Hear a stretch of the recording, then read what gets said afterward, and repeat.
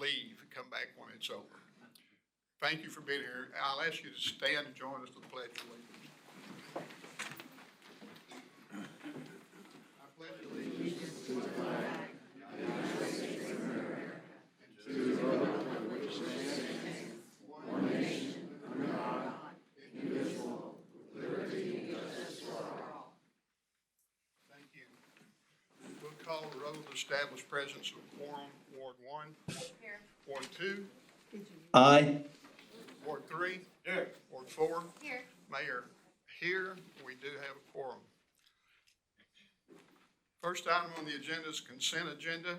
Speaker participation is, instructions are on the card that was in the back. They're provided in writing at the beginning of the agenda. And note the Texas Open Meetings Act permits a member of the public or a member of the governmental body to raise a subject that has not been included on the notice of a meeting. However, any discussion of the subject must be limited to a proposal to place the subject on the agenda for a future meeting, and any response to a question posed at the city council is limited to either a statement of specific factual information or a recitation of existing policy under the Texas Government Code 551.042.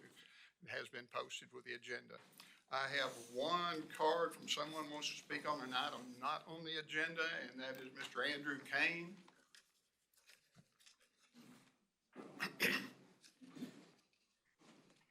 Thank you, Mayor. Thank you, Council. I want to talk today about trust. Do you want this city to be trusted and the facts I put out to be trusted or distrusted? When it comes to our, where's my clock at? I don't see a clock. Where's it going to be? When it comes to talking about our property taxes, there's no room for playing games. There's no room for intentionally misleading the public. There's no games for playing with the facts. Okay, Vanessa was on TV last week, and she said, these are quotes, we did a 14% increase last year. Well, I provided the link. That's incorrect. It was 19.71. That was 2024. She went on and said, we did a 3.5% increase the year before. That's a quote. Incorrect. It was 16.335%. Okay, then she goes on. The year previous to that, she's talking about 2022, we did a property tax decrease, quote. Well, that's incorrect. Right off your own website, 2022, 9.29% increase. You have never done a decrease. What she's doing is playing games, being misleading. And how I've emailed to y'all up there, and I said, I demand, I still don't see my clock. Okay, I demand the facts to be corrected. You can't get away with going out to the public and lying to them. That's why there's a thing called truth in taxation. And she knows it. Y'all put it in the paper. Anna Marshall produces it for you. It doesn't talk about the rate going down 1% and the value going up 15%. That's not a tax decrease. It's a tax increase. The law requires truth in taxation, and y'all play games with it. I can't trust a single word that comes out of that lady's mouth.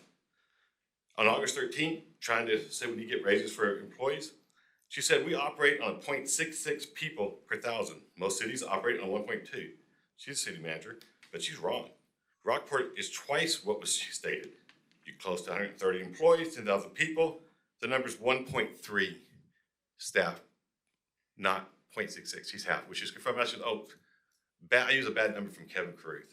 You know, it's intentional. If it's not intentional, it's grossly negligence.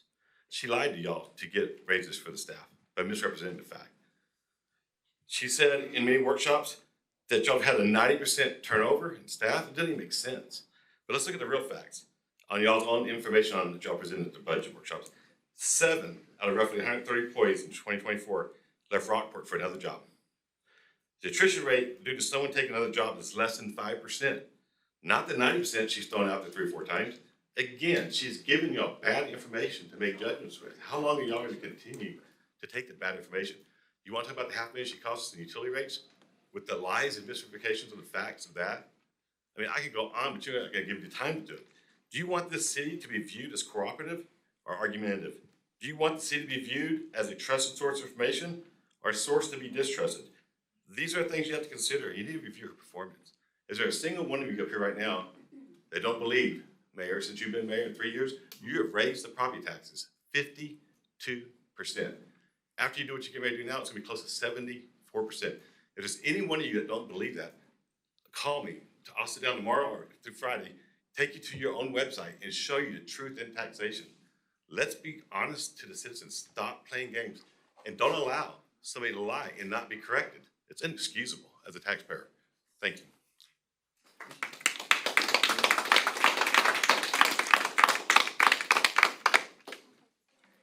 Next item on the agenda is the consent agenda. The following items may be acted upon in a single motion. No separate discussion or action on any of these items will be held unless pulled from the agenda at the request of a member of the city council. Council members, anyone wish to remove? I'll move to approve consent agenda as presented. Have a motion and a second. Any further discussion? If not, I'll call for a vote. Ward 1? Aye. Ward 2? Aye. Ward 3? Aye. Ward 4? Aye. Mayor, aye. It's unanimous. Next item on the agenda, ordinances and public hearings. Request to rezone property located at 102 San Francis Circle, also known as Damasco Subdivision Block 1, Lot 2, 3.4446 acres, City of Rockport, Aransas County, Texas, to B1 General Business District, currently zoned R1, First Single Family Dwelling District. Staff. Good afternoon. The applicant is requesting the rezone from an R1 to B1, along with, to allow for construction of covered outdoor storage and parking areas. The property does have direct frontage road to the State Highway 35 bypass. A little background about the property: it was replatted in 2022 to provide that access on the State Highway 35. Previously, rezoning request at the same property was submitted and brought before the Planning and Zoning Commission and City Council in 2023. However, the applicant removed his agenda prior to approval. As of the current date, the property remains undeveloped. At the P&Z meeting, concerns were raised regarding buffering and directional lighting between the proposed property and the residential homes located outside the city limits directly west of the site across the street. It has been determined that any future building projects will require to comply with the 2018 International Building Code, as well as all applicable city codes and ordinances, which will address the issues such as directional lighting. As for the buffering in City Code Section 106-6, the provision states that any section shall not apply where the residential area is separated by a public street, drainage ditch, canal, or stormwater detention area that are a minimum of 30 feet in their least dimension. From the property line to property line, there's a 60-foot right-of-way that buffers the properties in question, which meets the criteria for that section 106-6. So following the discussion, the Planning and Zoning Commission voted by 4-1 recommended approval of the zoning changes. As of the date of this report, the city has received one return letter against the rezone from one of the neighbors that does not reside in city limits. Thank you. I will, I'm on this one. Sorry, I signed up. I've got your card. I'll get to you in a second. Okay, anything else from staff? Then we will open public hearing on this matter. Mr. Kane, I've got a card from you. Come right on up. Thank you again. Thank you again. Page 40 of 192 in the packet is factually incorrect, and he was incorrect when he just spoke. He says, in the history portion of it, it quotes that it was brought before a P&Z committee and the council in 23, and states the applicant removed it between the first and the second reading. And as the present day, no letters of opposition had come in. Well, it in fact was not removed before the second reading. We had a hearing on it.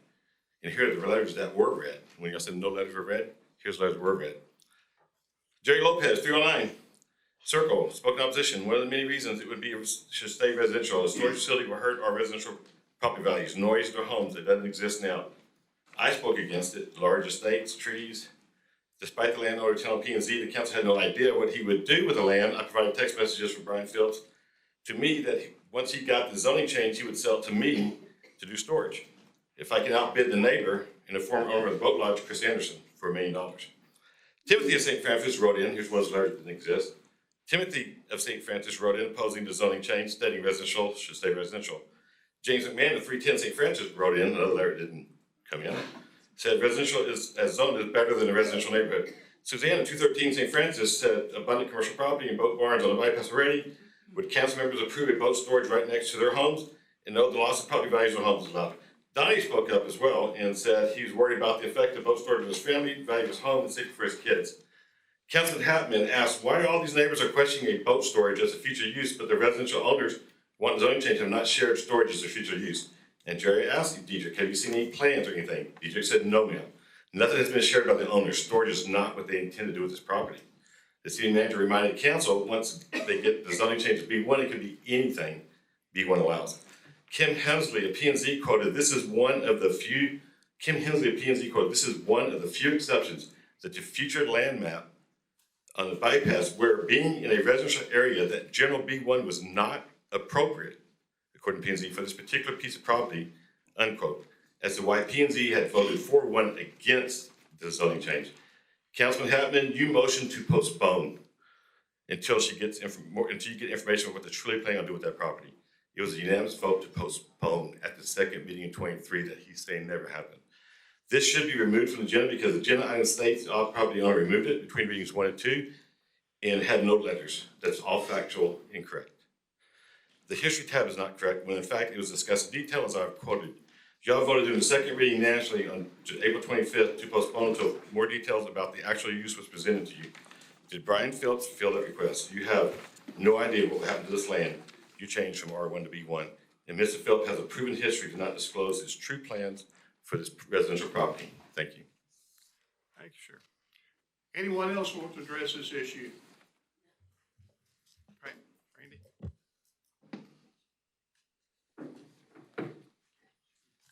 Good evening, Mayor and Council. I'm Brandy Carl. I'm representing Mr. Phillips on this. He just asked me to be here available to answer any questions that you might have. I know you can answer questions or ask questions during the public hearing. He has indicated to me that he plans to do covered outdoor boat storage, open air, on the property. The rezoning, of course, the future land use map does show this to be B1, so that's what he's requesting. He has access to bypass 35 feet of road. He doesn't want to obviously invest into engineering, anything else until he does get the rezoning, make sure that he's cleared to do that. And then at that time, all of his plans, of course, would have to be submitted to the city, go through the proper approval process. So, Okay, thank you. you're welcome. Anyone else?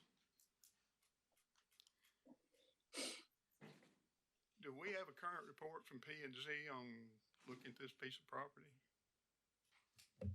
We can refer to that after the end of the public hearing, sir. Okay. Anyone else? In that case, we'll close the public hearing and continue with the meeting. Consider approval on first of two readings on ordinance 1987, amending the official zoning map as stipulated under Article 4.1 of the City of Rockport zoning ordinance number 1027 by changing the zoning of land from R1 First Single Family Dwelling District for property located at 102 St. Francis Circle, also known as Demasco Subdivision Block 1, Lot 2, B1,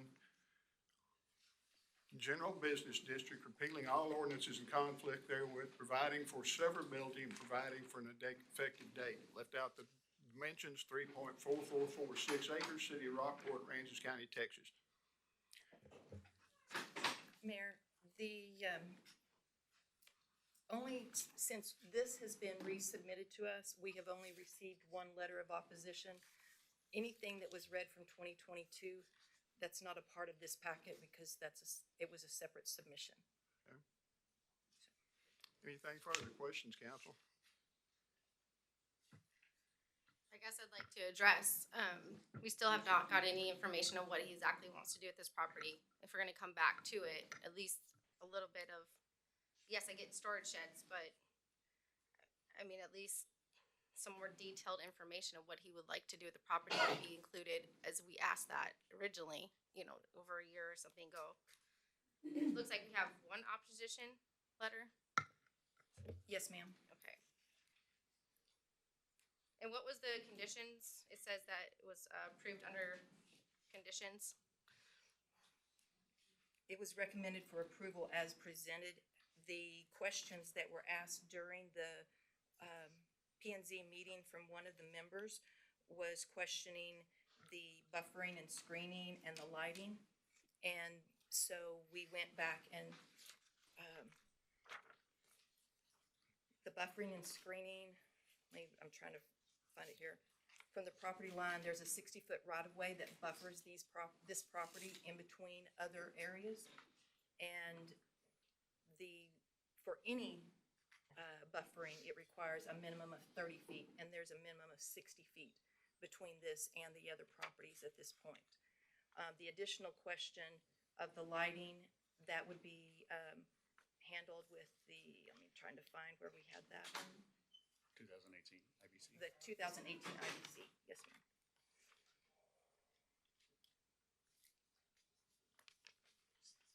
What was that? The 2018 IBC, at the bottom of the first page of the memo, Mm-hmm. in the last paragraph of the page, any future building project will be required to comply with the 2018 IBC as well as the applicable city codes and ordinances. And that requires that all the lighting be cast down. Other questions? I have a question. Mayor, I have a question. Oh, yes, sir. Matt, Go ahead. I'm looking everywhere but behind me. thank you. One of the questions, or thoughts that I had was, yes, it would be nice to understand what his intention is for this property, but that may not actually matter a great deal, because if we allow a conditional use permit, or excuse me, a zoning change on this, a pure zoning change, any B1 allowed project would eventually be able to be there, correct? We couldn't restrict, this is not a conditional use, this is a zoning change, so they can do anything allowed in B1 within 60 foot of these residences, correct? Yes, sir. Thank you.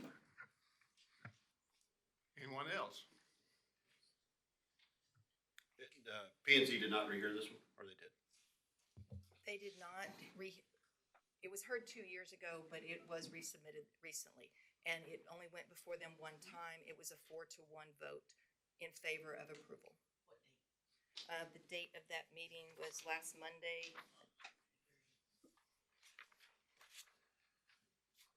And any conditions that P and Z wanted to hear, or just basically the IBC, adhering to the lighting and other? The one member questioned those, that was not a part of the motion. Okay. August 18th was the date of that meeting, ma'am. Thank you. The one person that voted against this in PNC, do you know the reason behind that? I think it was to address, they wanted restrictions regarding the buffering and the lighting.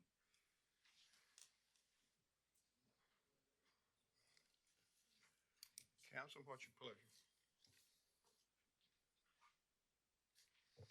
I move to approve the rezoning change as presented. I have a motion. Do I have a second?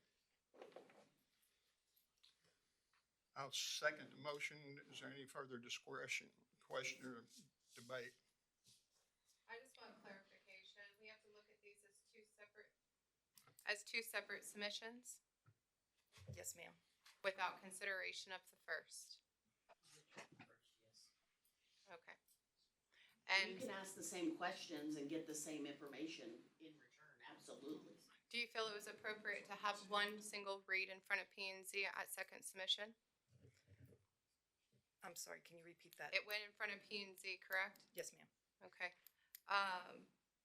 You said it just went in front of them once though, correct? Well, it went in front of them 2 years ago before it came to council But 2 at years second ago. submission only. In second submission, it only went before them once, which is normal. We do a public hearing and a single action item to break a recommendation to At the council. same- Okay. Had two readings. Yeah, I know. I just wanted to provide clarification that it's separate from the first submission. Yes, ma'am. Do they have to still do the same process and send out the letters within that? Yes, it was a totally new process, had to be started over from the beginning, and new letters had to be sent out to adjoining 200-foot neighbors. 19. Sent out 19. Other questions? I have a motion and a second. I will call for a vote. Ward 1, Aye. Ward 2, Nay. Ward 3, Aye. Ward 4. Nay. Mayor, aye. Passes 3-2. Next item number 7, request for conditional use permit CUP for the property located at 1585 16th Street, also known as Lot 77A, Block 250, 4 in Schwickheimer subdivision, being 7.18 acres for the purpose of adding 3 cabins, 2 RV spaces, and an equipment shop for the use by family members, currently zoned R1, first single-family dwelling district. Staff.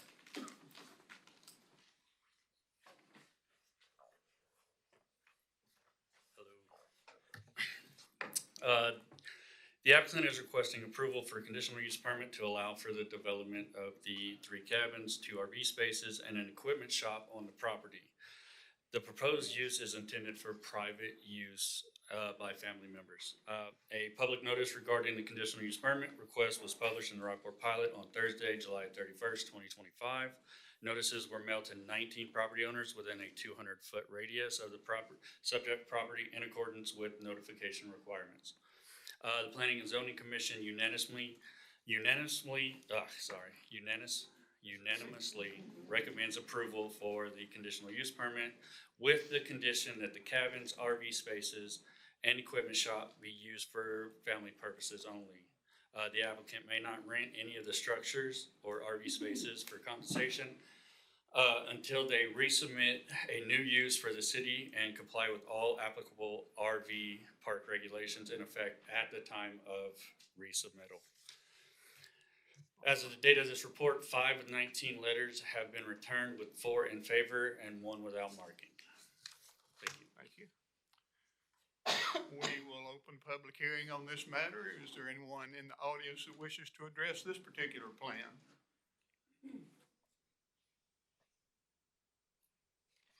If not, we'll close the public hearing. Council, what's your pleasure? Move to approve item 7 as presented. I have a motion to have a second. I'll second. Have a motion and a second. Any further question? If not, we'll call for a vote. Ward 1, Aye. Ward 2, Aye. Ward 3, Aye. Ward 4. Mayor, aye. It's unanimous.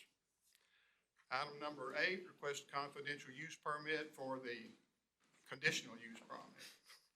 Nothing confidential about it. Request a conditional use permit for the property located at 1601 16th Street, also known as Lot 78R, Block 250, 4 in Schwickheimer subdivision, being 9.991 acres, for the purpose of adding 5 1,200-foot cabins, two RV spaces, and equipment shop, approximately 2,300 square feet for use by family members currently zoned R1. Staff report.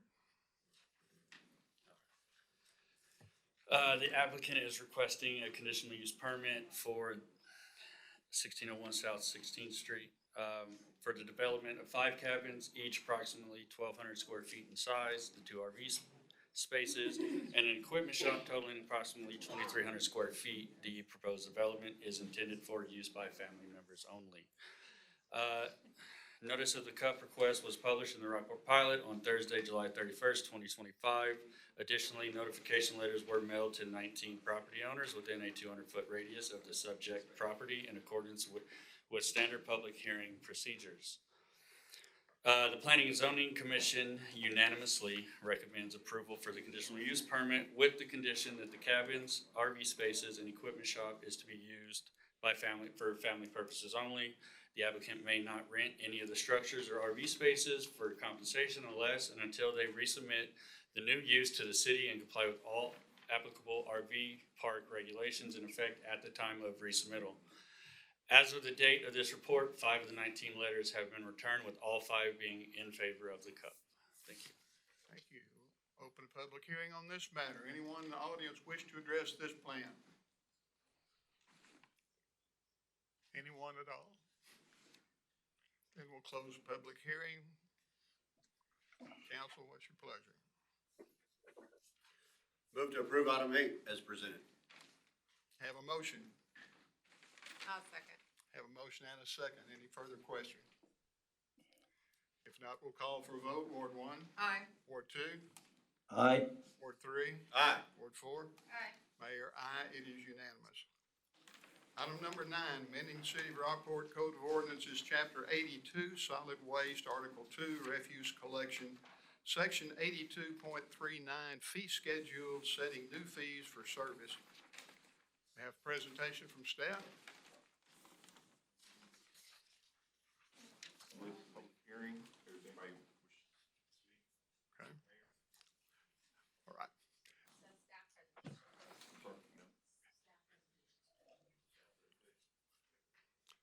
They need to know what it is they're gonna talk about when they get the agenda.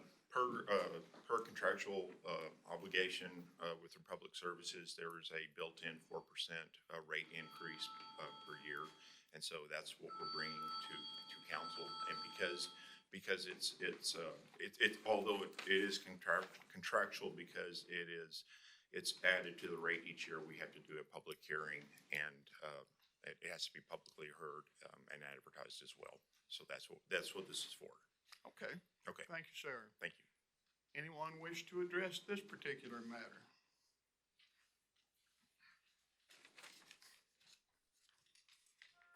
If not, we'll call for a vote. Council, what's your pleasure? Just, in this one, Robbie, when we, oh, he closed the public hearing. I closed it over here. I said if not, we'll go. I didn't say it quite that way. We will close the public hearing and deal with this matter. Robbie, when we signed the contract, when we went into it, we had the first year, there was no increase, and then in the contract for the next 2 years, it's a 3-year contract or 4-year? It's 4 and 3 increase of 4%. Okay. Yes, the So- first year it was 0, and then the subsequent years it was 4. 4%. Yes, sir. And I think we're 2 years in, if I remember right. I believe Yes, sir. you are correct. Yes, sir. And that didn't even cover the CPI increase really over, if we count last year and this year, 4%, we're still probably in the good. I've certainly in previous years, we came out much better. Right now, I think the last CPI that I can remember, I believe it was a 2.7, Okay. is what we had come out Okay. with. Yes, sir. Thank you. Move to approve item 9 as presented. Have a motion and a I'll second. second. Have a motion and a second. Any further questions? Not, we'll call for a vote. Ward 1, Aye. Ward 2, Aye. Ward 3, Aye. Ward 4. Aye. Mayor, aye, it is unanimous. Next item on the agenda, workshop. City Council will recess the regular council meeting, and we will do a budget workshop. I have got a bunch of folks want to address this particular matter. It's going to take some time. What I need everyone to know is you will have 3 minutes. When your time comes to speak, I have got some forms that we will be reading. We don't normally do that all the time these days, but we will read the forms that I have received because this is a fairly important matter that a lot of people are interested in, so we're going to read the forms. When you get to speak, you have got 3 minutes. Say everything you plan to say on the subject in 3 minutes, because when your time has come, somebody else will come talk, and we won't look for further discussion from the public on the matter. After we get all of these done, we will work on the subject as the council. So it's not a debate, it's a chance for you to make comments that you feel are appropriate, and you'll have 3 minutes when the time comes. I have got cards filled out, we'll start with those, and then the forms that we had filled out, we'll have those next. Jeff Hutt.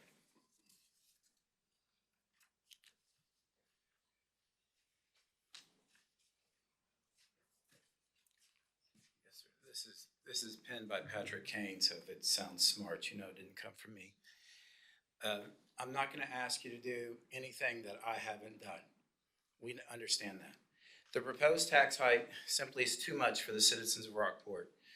You have to make cuts, and I know none of you want to be unpopular who votes against pay raise. However, like it or not, this is the situation the city manager has put you in. She should have never given you a pay raise spreadsheet to begin with. It shows an overly simplistic approach to a complicated topic that needs to be handled at the position and individual level. Case in point, why are you giving tens of thousands of dollars in raises to gas utility employees?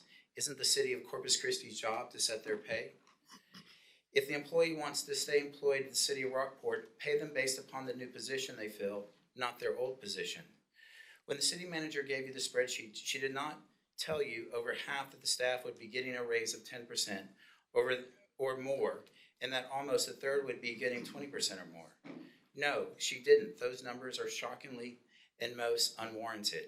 If the city was really that far behind on pay, you would see more people leaving for higher pay jobs. However, the only metric the city has shared with regards to this shows only 7 people left in 2024 for other employment, which may or may not be pay related. You need to make a decision on how to reduce taxes. Tell our city manager to give you more complete and accurate information in the future. Take the gas employees off the table for pay raises. Eliminate the equity portion of the increase as pay should be based upon performance, not for how long a person has worked in a position. Cap the raise percentage in dollar amount and address needed exceptions on an individual basis. Last year, I sent you back a budget from the appraisal district that saved you money. My efforts last year has sent you back they're gonna send you back a budget for the appraisal district that's not gonna cost you any more than you did last year. We were able to do this as a board. I was able to do this with a chair because one, I questioned the chief appraiser. I just didn't listen. I just didn't accept for what they said. I made him prove it to me. 2, I looked at the finances. I actually went through the budget and I asked questions. And then I looked at the financials to see how the financials are being hired. If I was able to do that, y'all should be able to do this too. You should know by just looking at the amount of tax increases that is just crazily going up. Mr. Mayor, I understand that you believe that we are not taxed enough, and that is okay that you have that. But I wish we would have this conversation where you come to us and you say, you're not taxed enough, and tell us how much we're gonna have to eventually pay to warrant that. That's my 3 minutes, thank you, sir. Scarlett Embry.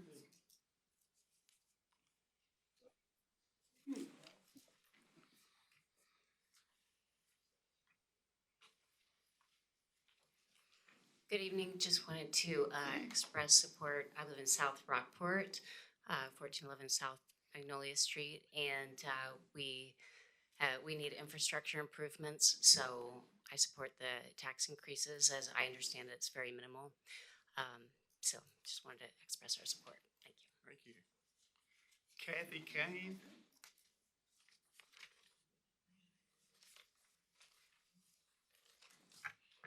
Thank you, Mayor and council people. As a former elected council member at a suburb in Dallas, I understand the struggle you as council members are facing. I saw the city's infographic showing 46% of the budget goes to paying off debt. I couldn't believe it. Are you really spending almost half of the revenue paying off debt? I couldn't run my household that way, and if I did, it wouldn't take long before I ended up in bankruptcy. One of your Facebook posts shows you want to borrow $3.7 million to repair streets and drainage. In most other cities, that is covered by the general fund, not by borrowing more money. I could see asking the voters for a bond if we were building all new roads, but not to repair what we already have. In my experience in Sunnyvale, we budgeted a set amount for road repairs as part of our general fund every year and not went out for loans. The same Facebook post by the city shows you want to borrow $3.3 million to buy vehicles, equipment, police radios, and other items. You can get a grant for the police radios, And again, most cities have revolving funds to replace vehicles and other items. This saves the taxpayers the cost of debt, issuance, and interest. However, I saw someone post that the city defunded these revolving accounts to free up money to pay for raises and to cover inflation. Like it or not, the state limits you to a 3.5% increase, and you're playing games to get around that limit instead of making hard decisions on where to cut your budget. If you want to take on more debt, bring it to us, the voters, and make your case. If you aren't willing to do that, it shows me you can't make a strong enough case to convince the voters you need the new debt. Thank you. Thank you, ma'am. Nancy Bolting.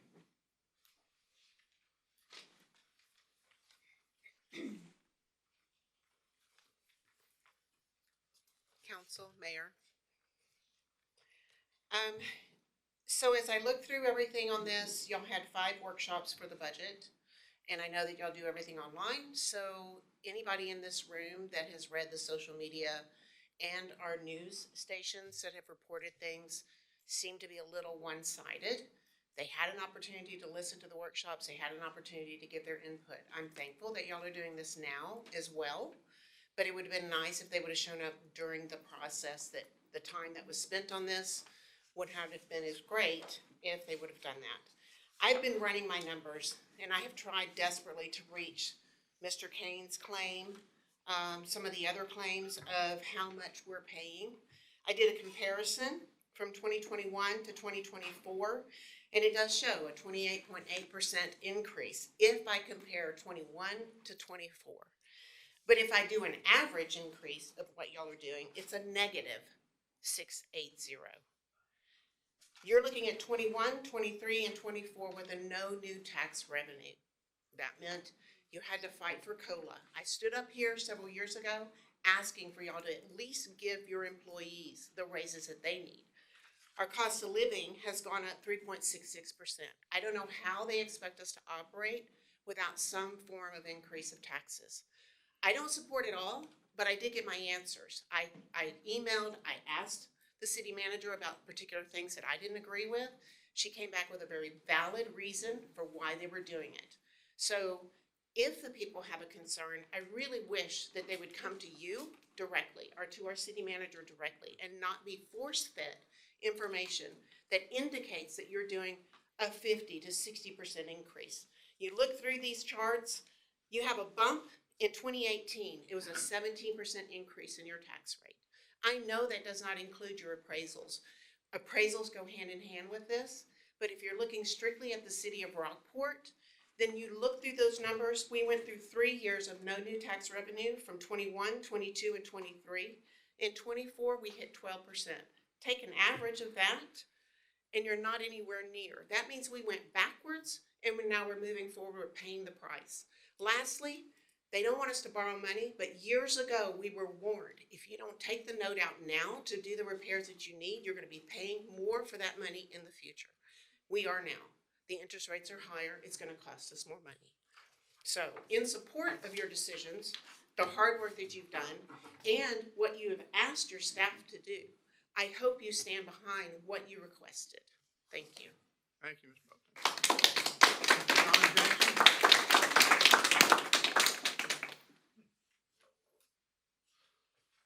Mr. Jackson, I've got a card. I can read this thing, or you can come tell us. It's very short. I'll come up there and read it for Okay. you. Yes, sir, I do.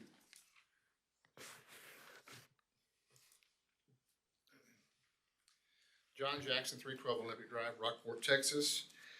I followed closely the budget process for the city of Rockport and also attended the public workshop where it was fully explained with significant input and discussion. I firmly believe the city staff and council did an admirable job and wholeheartedly encourage support for its approval and adoption as soon as possible. Thank you, sir. Ken Barry.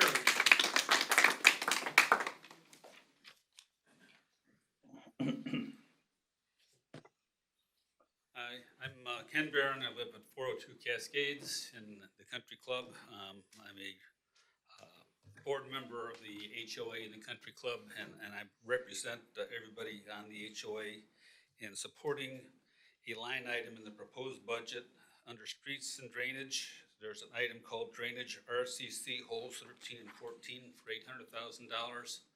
We've been asking for this money for 3 years, and you finally put it on the budget. And I'd like to thank you for putting it on the budget, because we still have things that we need to fix from the flood that happened back in 2021. We could easily flood again if we don't continue to fix the problems that are out there. And we need this money in order to make sure we don't flood again. So please make sure you don't cut this line item. I can bring lots of people in from the HOA if necessary to make sure we really understand how everybody's really pushing for this. So I'm just speaking for everybody in the country club, including the golf course, because I speak with them all the time concerning coordinating issues and priorities regarding drainage. And I've spent some time talking to Ryan Piccarazzi. He's got a good plan on what needs to be done. We're in agreement on what the problems are and what it's going to take to fix it. And we would like for you to support Ryan's plan. Thank you. Thank you, Mr. Barron. Carl Brown.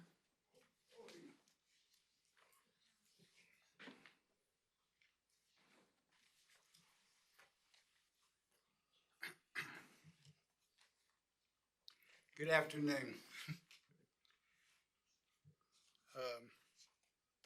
Would you give us your address, please, so we have a record of who we were listening to?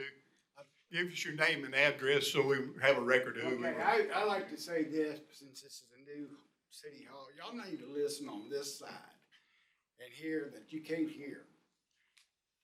I mean, get on this side and. Okay.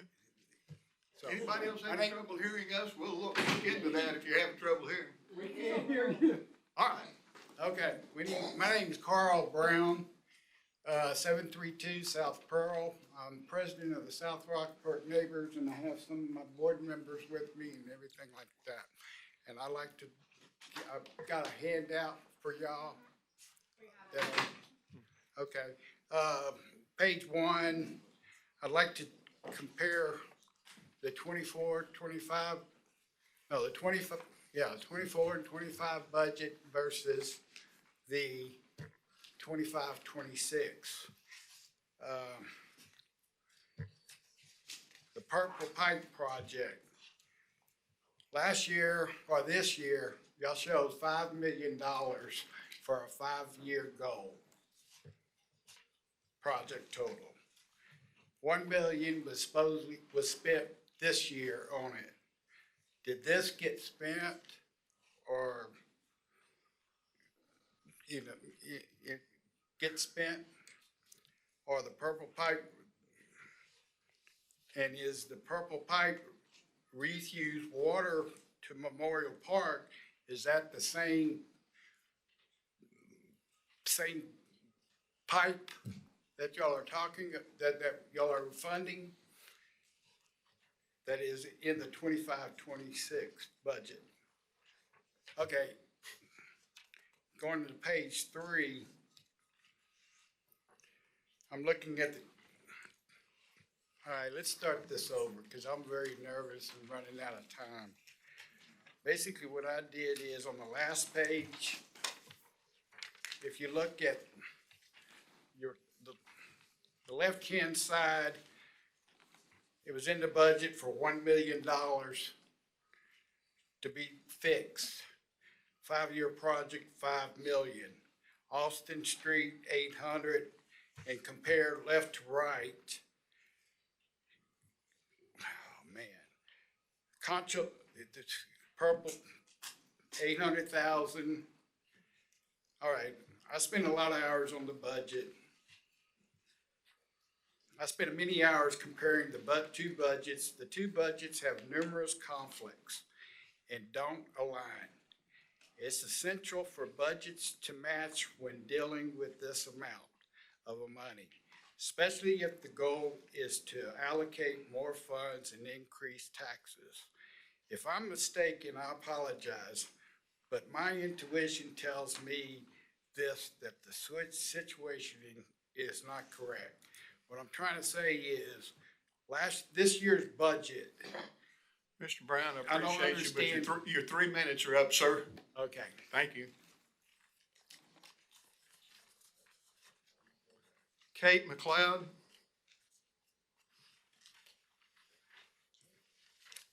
Hi, my name's Katie McLeod. I'm at 450 State Highway 35 in Rockport.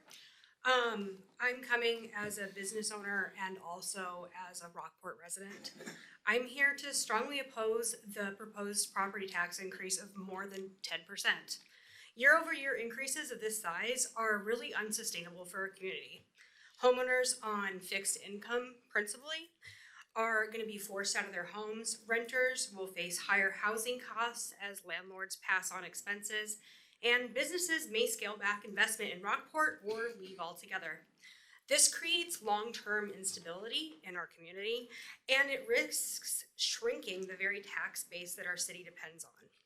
Before asking residents to shoulder these double-digit tax rates, especially when we're seeking, I would say, pretty substantial salary increases for the city workers, the council has a responsibility to balance the budget and ensure fiscal responsibility. Rockport cannot afford to fund growth in government through burdensome increases on its citizens. The increases for taxes is not simply about revenue today.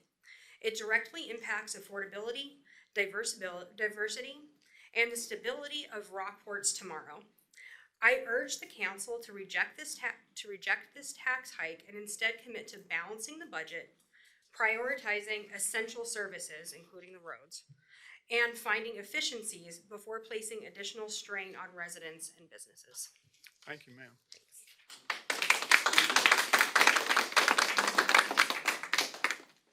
Andrew Kane?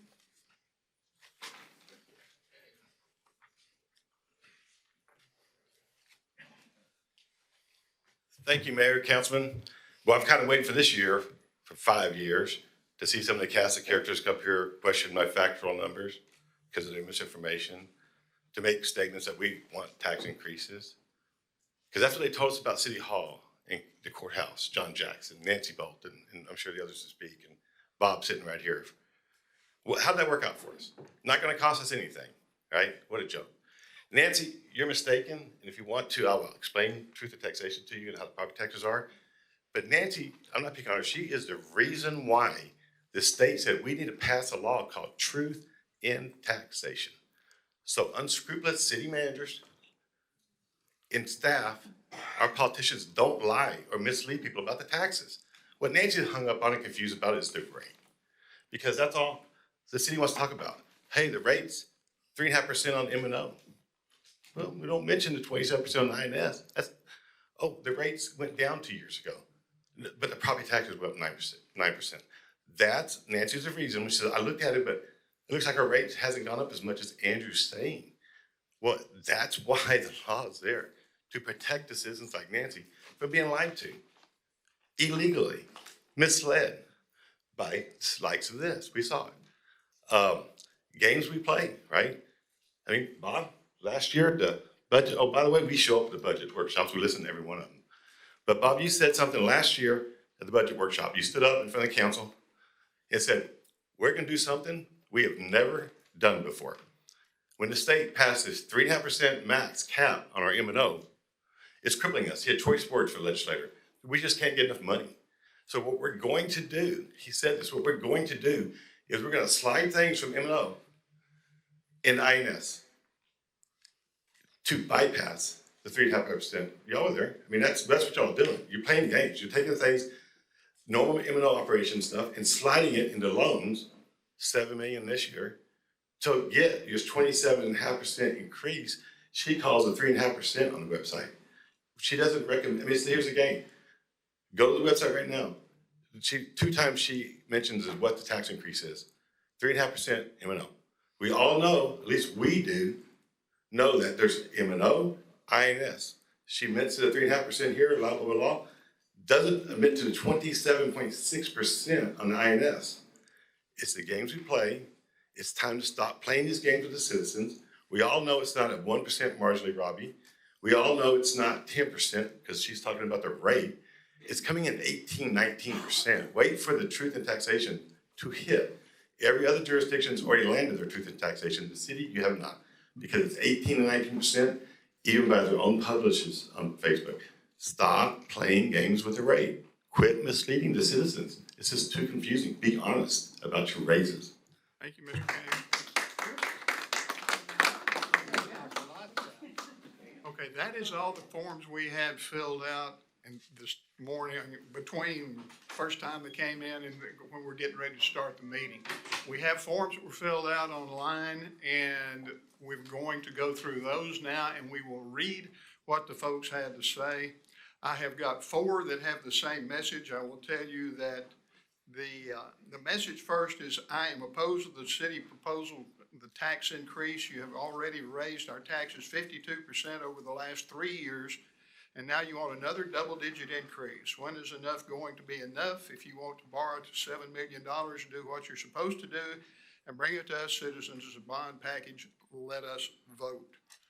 There are 4 folks that signed this. This is Carol Stevens, Stephen Sandgren, Carol Jenkins, and Mary Sandgren.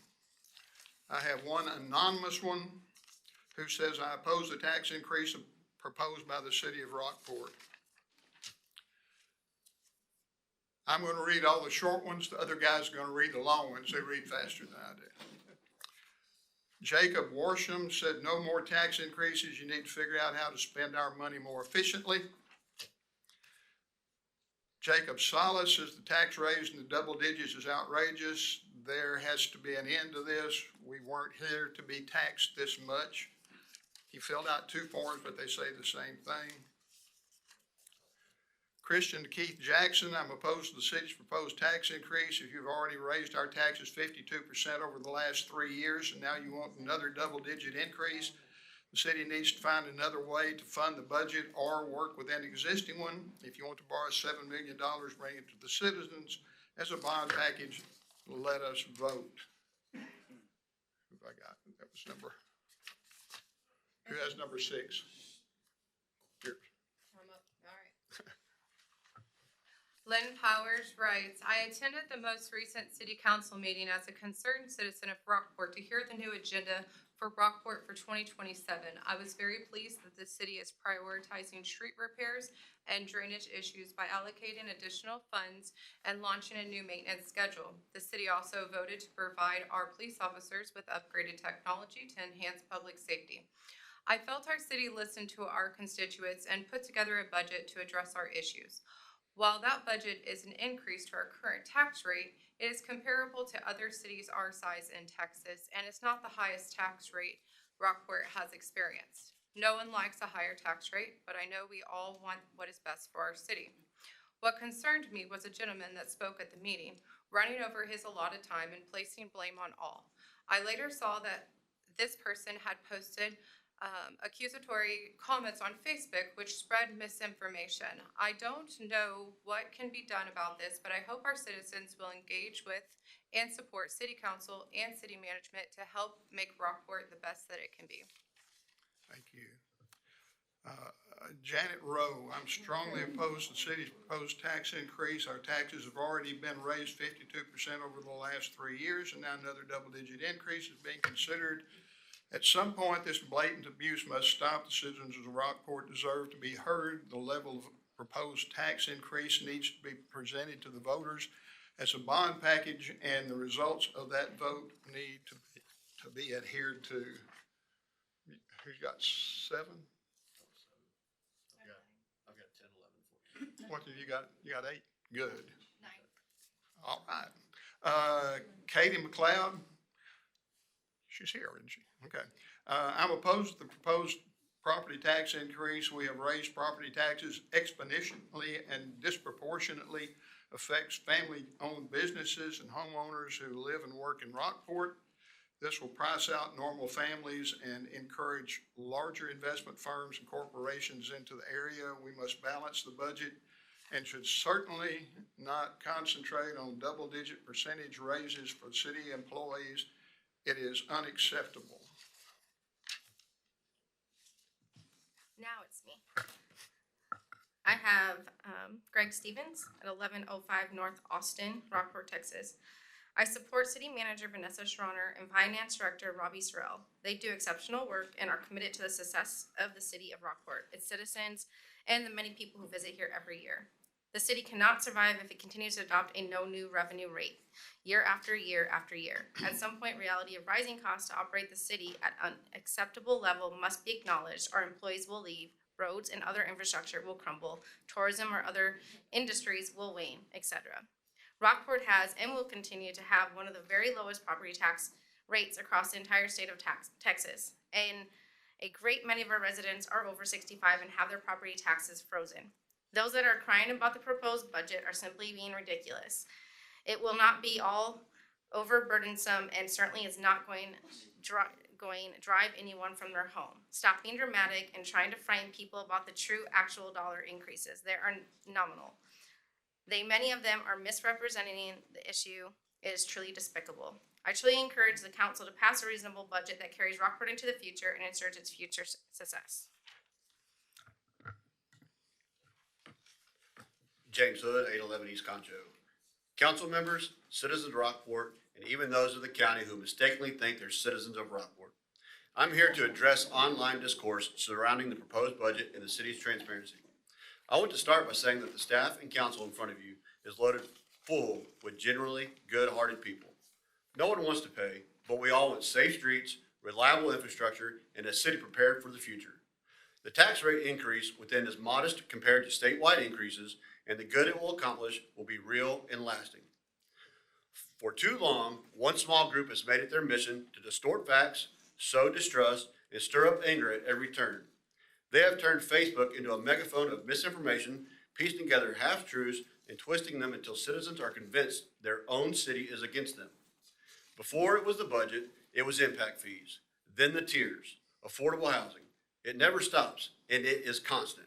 They will oppose every single move the city makes, not as open-minded citizens supporting positive change, but as people committed to tearing down good leadership. Their goal is to create a climate of hostility where public servants, people who care deeply about Rockport, are treated with suspicion and disrespect. But the reality is this: the staff and council before you are working harder with more transparency and more genuine care for this community than most cities in Texas, and you should all take time to thank them for that. If you're here to oppose this tax increase because someone with a vendetta on Facebook told you to, shame on you. If you're here because you studied the facts and formed your own reasons, I commend you. But I know that there are very few of the latter. Those who take time to think for themselves can easily see that this tax rate increase is minuscule in comparison to what other cities face, and that about Rockport has plans to turn it into meaningful, visible improvements. It has been very well thought out, and it shows. If you're one who truly believes the city does not do enough for you to earn that increase, then take time to look. Read the monthly city manager reports, which lay out every single accomplishment of each department every month. Attend the social events where you can meet council members. They are amazing people. See the work for yourself rather than letting misguided posts think for you. Proverbs 6:19 reminds us that God hates a false witness who breathes out lies and one who sows discord among the brethren. Deliberate deception and stirring up division are detestable to him. That is exactly what has been happening here. This community deserves better than division. It is time to turn away from evil acts and resentment and toward respect, relationships, and the truth. And before I close, I want to say thank you to this council and to the staff for your good work, for the progress you have made, and for the integrity you continue to show in serving Rockport, despite the evil that has been directed towards you. Thank you. Wow, 6 minutes.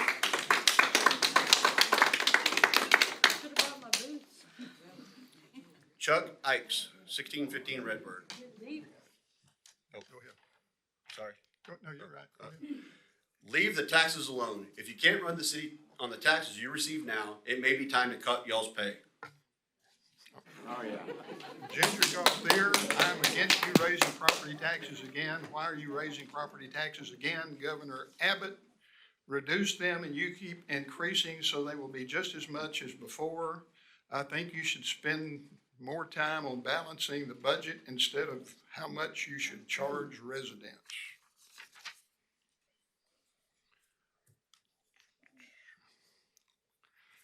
Daniel Brady, we are against raising property taxes. This shouldn't keep happening year after year. Patrick Kane. Patrick Kane. As stated on the citizen participation form, it truncated my text and didn't allow me to enter the full 3 minutes of what I would have said if I was there in person. I know this won't be read and it will be entered into the record instead. Here's my comment. What excuses are we going to hear tonight as to why you can't revisit the budget and reduce the tax increase? Because the staff has worked hard on the budget? Well, they worked hard to deceive you about the impact, such as Robbie repeatedly stating it is marginally a 1% increase. No, my property taxes will increase 25%, as will others. Did they make it clear more than a third of the staff were getting a 20% or higher raises? Were you okay with that given the current fiscal environment? Because the projects on the CIP are too important to delay, once your predecessors took out a tax notes for City Hall, you were left with no choice but to delay other projects. It is time to live with that decision. If you believe citizens support debt for these projects, ask us via bond election, let us vote. Because we can't afford the projects unless we take out tax notes. Repairing streets, buying computers, buying radios, etc. are maintenance and operations costs and are part of the everyday cost of doing business. It is also why cities have sinking funds. However, city staff eliminated ours to bypass the 3.5% limit on maintenance and operations rate. They moved well over $1 million from M&O to INS while at the same time lying to you about cutting M&O. No, it was a bookkeeping trick. Every tax note you take out costs the city money in interest and issuance cost. That is money that could have been used to maintain city infrastructure. Restore the sinking funds and stop wasting our money on tax notes. Because inflation is outpacing the 3.5% M&O cap? No. The issue is the city's general fund expenditures have outpaced the municipal cost index by 43% over the last 10 years. The city doesn't have an inflation or M&O cap problem, it has a spending problem. Is it because the city staff are underpaid and really need a $1 million COLA? This may only be true for a few positions. However, it isn't true for the majority. The city's 2024 HR metrics show only 7 people left due to other work, which may or may not be pay related. People stay because the city offers great benefits such as healthcare, holidays, and retirement. You really need to use data to make your decisions instead of relying on the feel-good emotions of taking care of city staff. The easy solution to addressing city outrage over the tax increase is to eliminate a few projects on the CIP, as that will reduce the amount of money you plan to borrow. However, that isn't the right solution. You also need to find savings in the day-to-day cost of running the government so that you have M&O money to fund street maintenance, buy radios, etc. I have 2 requests from Laura Padir. First of all, she says, I wish to have Mr. Kane represent myself and have very specific questions answered for the city council with regards to budget spending, borrowing money without taxpayer approval. And then she tells me what she would like us to do. My request is that the statement presented my disagreement with tax appraisals increasing over 200%. We, the people of Aransas County, are being overtaxed in our properties. I say no to higher taxes, no tax rate increases, as well as raising my property value 200% over last year. Very unfair and disgusting that the local government is taxing us to pay for their spending inability to balance a budget and pay for a courthouse that voters never approved. Tax rate increases of this nature should be approved by citizens residing in the county. Oh, and by the way, the county owes me for the attorney I obtained to fight new appraisals. Send a check for $900 to the above address. Thank you. And finally, Sherry Lee says there's no way $300,000 will solve the Magnolia Street, Water Street flooding. I would agree to the higher taxes if this was possible, but I know it is not. We are tired of the flooding in our area, lowering our property values and destroying our yards and landscape. That is all the forms we have got. We have read every word of every one of them. Ms. Schroner.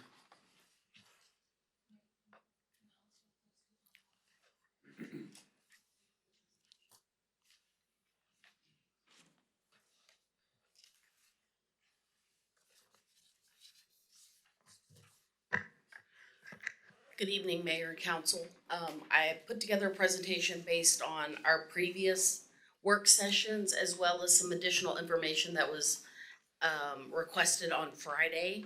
So everything that is not already online from the other work sessions will be online, of course, with this meeting, and we'll post it there as well. The citizen comments will also be posted online. And I know we're not supposed to back and forth, but I will take your information that you gave and we'll get the answers to what he was looking for because I was flipping through that. And I pretty well know them, but we'll post those online as well so that everybody can see what the questions were and what the ultimate outcomes were. And if there's any discrepancies, we'll rectify those as well. So this is gonna be our workshop number 6. Do I have a clicker?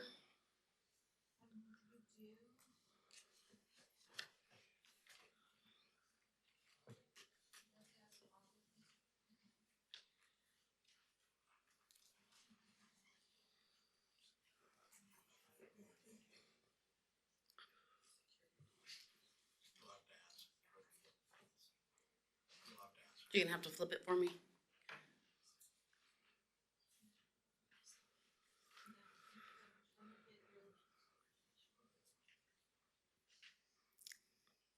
Sorry, we're still working out kinks. It changes between every meeting.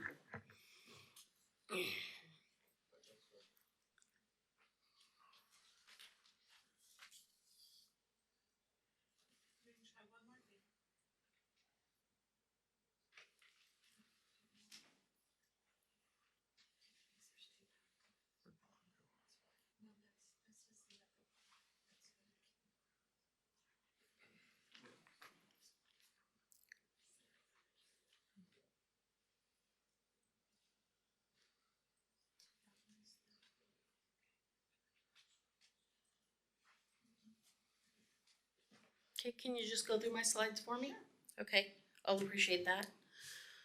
So this is budget tax workshop number 6, as stated up there. On the next slide, you'll see our state required publication page that is also the first page of our budget document.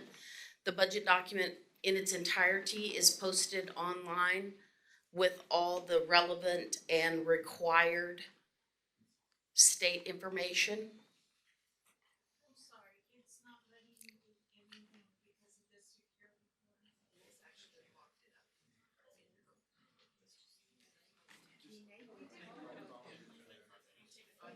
Can we take a break, Mayor? Yes, we'll take 10 minutes. Come back 10 minutes. We've been in here over an hour already. Okay. Don't get somebody else's chair. They may get mad at you.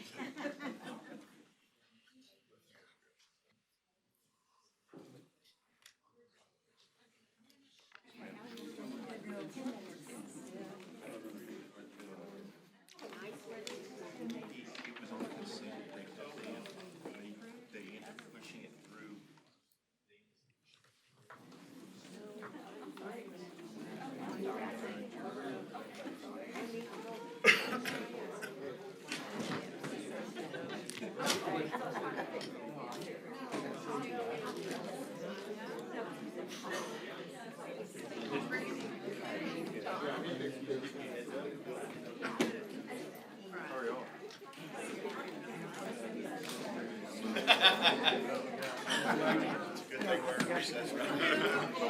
And nobody's looking.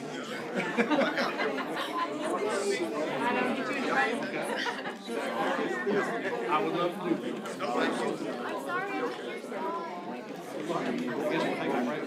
Well, I didn't see your sit down. Hey, you took my phone in the middle. It's something that you need to take an iron and go between it and something that's melted. I didn't know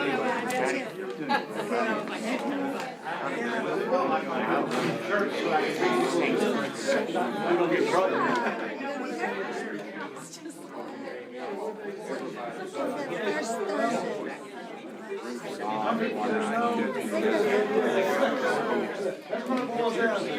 Yeah, man, I'm all for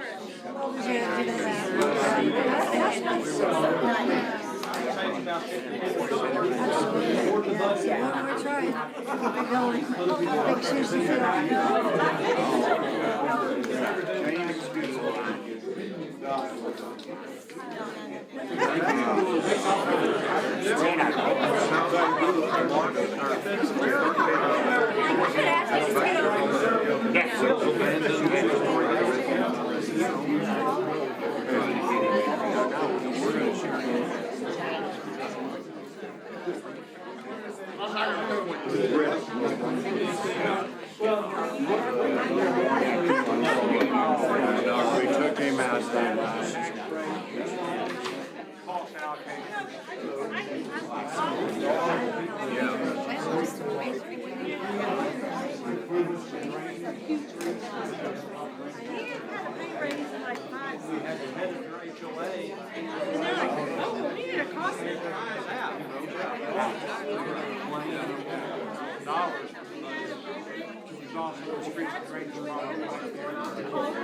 They backpaid him for 7 years, and so it's also buys and stuff.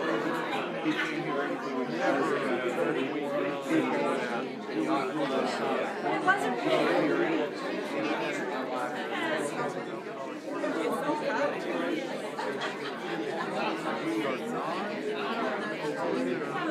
So, like, I don't.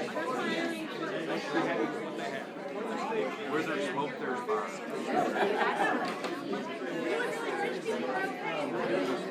So there's 10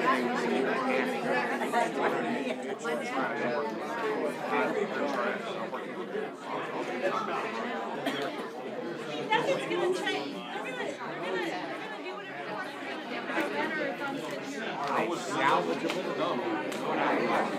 No, I know why.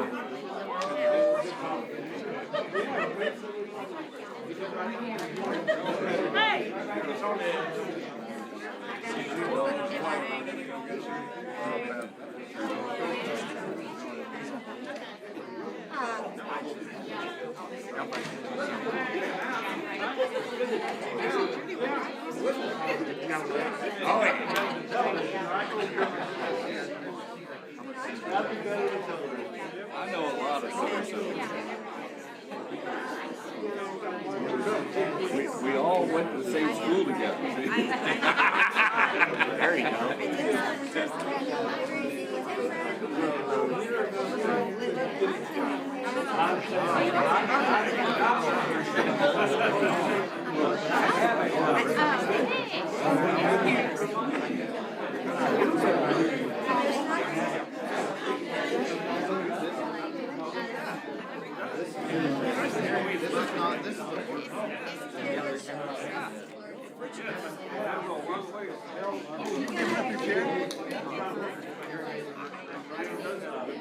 But I can adjust my hearing with this phone.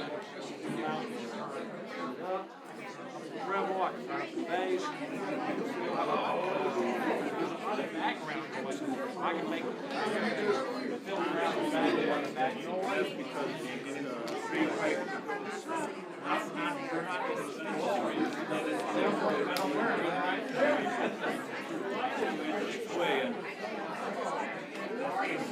Great. Oh, you're doing the same thing.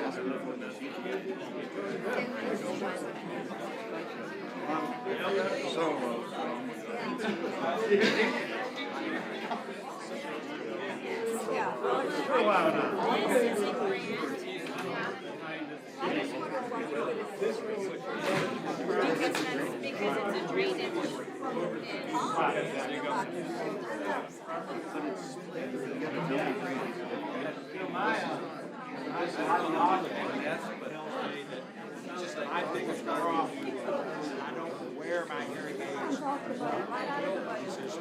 Have to train your ear. Is a part of this, and there's several ways.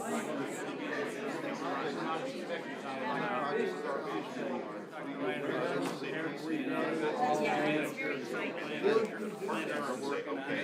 Be trained.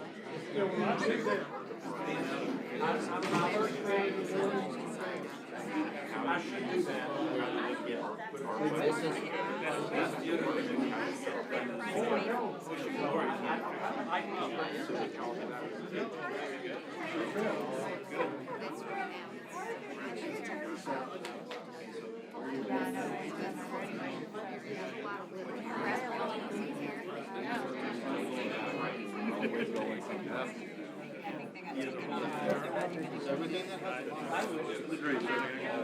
I'm good.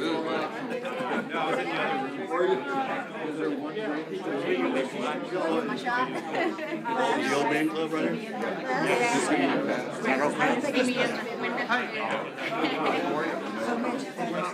I'm trapped, I can't tell.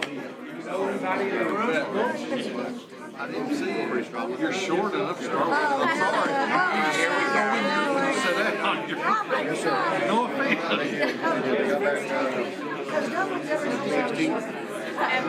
That's because the correct term is Vertically. I do. Get around that wall.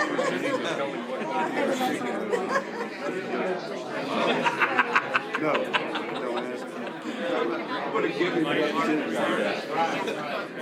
Well, he's copy can't spell, you know. I know. He doesn't know Trying to what sit to down.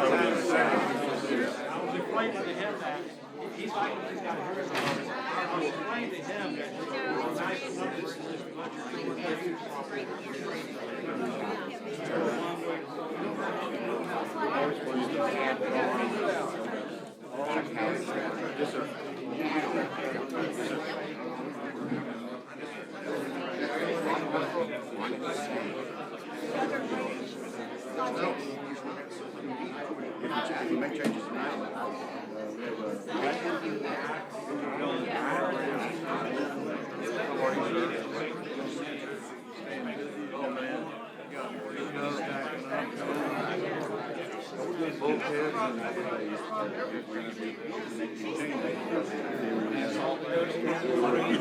You got some designer and building inspector in there. You don't have to expect it. We had done, sure anything.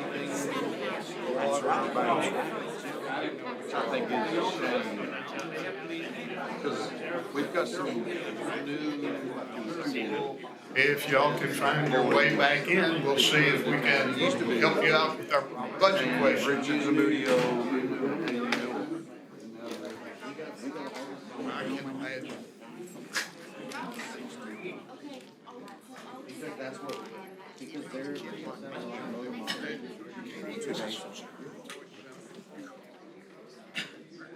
Mr. Brown, public speaking is.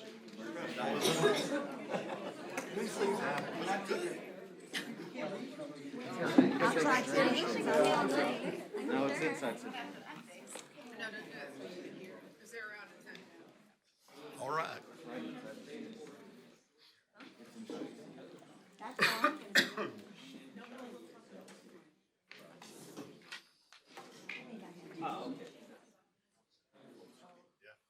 Clicker gonna work now?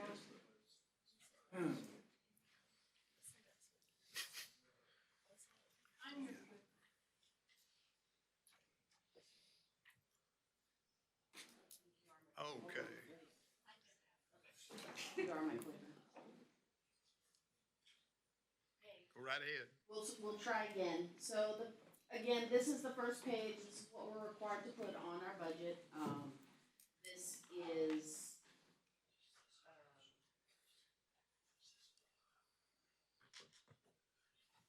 our budget rate, all the different proposed rates. It's the statement that we're gonna raise 19.1% more revenue than we did last year. And then if you go through the entire budget, the budget message outlines the total percentages for INS and M&O as well. But let's go to the next slide. Just Going back a little bit, there's two components of taxes, appraised property values set by the county, tax assessor collector. This year, they're up 4.84%. And then the tax rate, which is set by the individual taxing entities, the county, the city, the school district, the navigation district, et cetera. The components of the tax are maintenance and operation, which is capped at 3.5% by the state. And then the interest and sinking, and that's the payments for our debt. There is no state cap on that right now.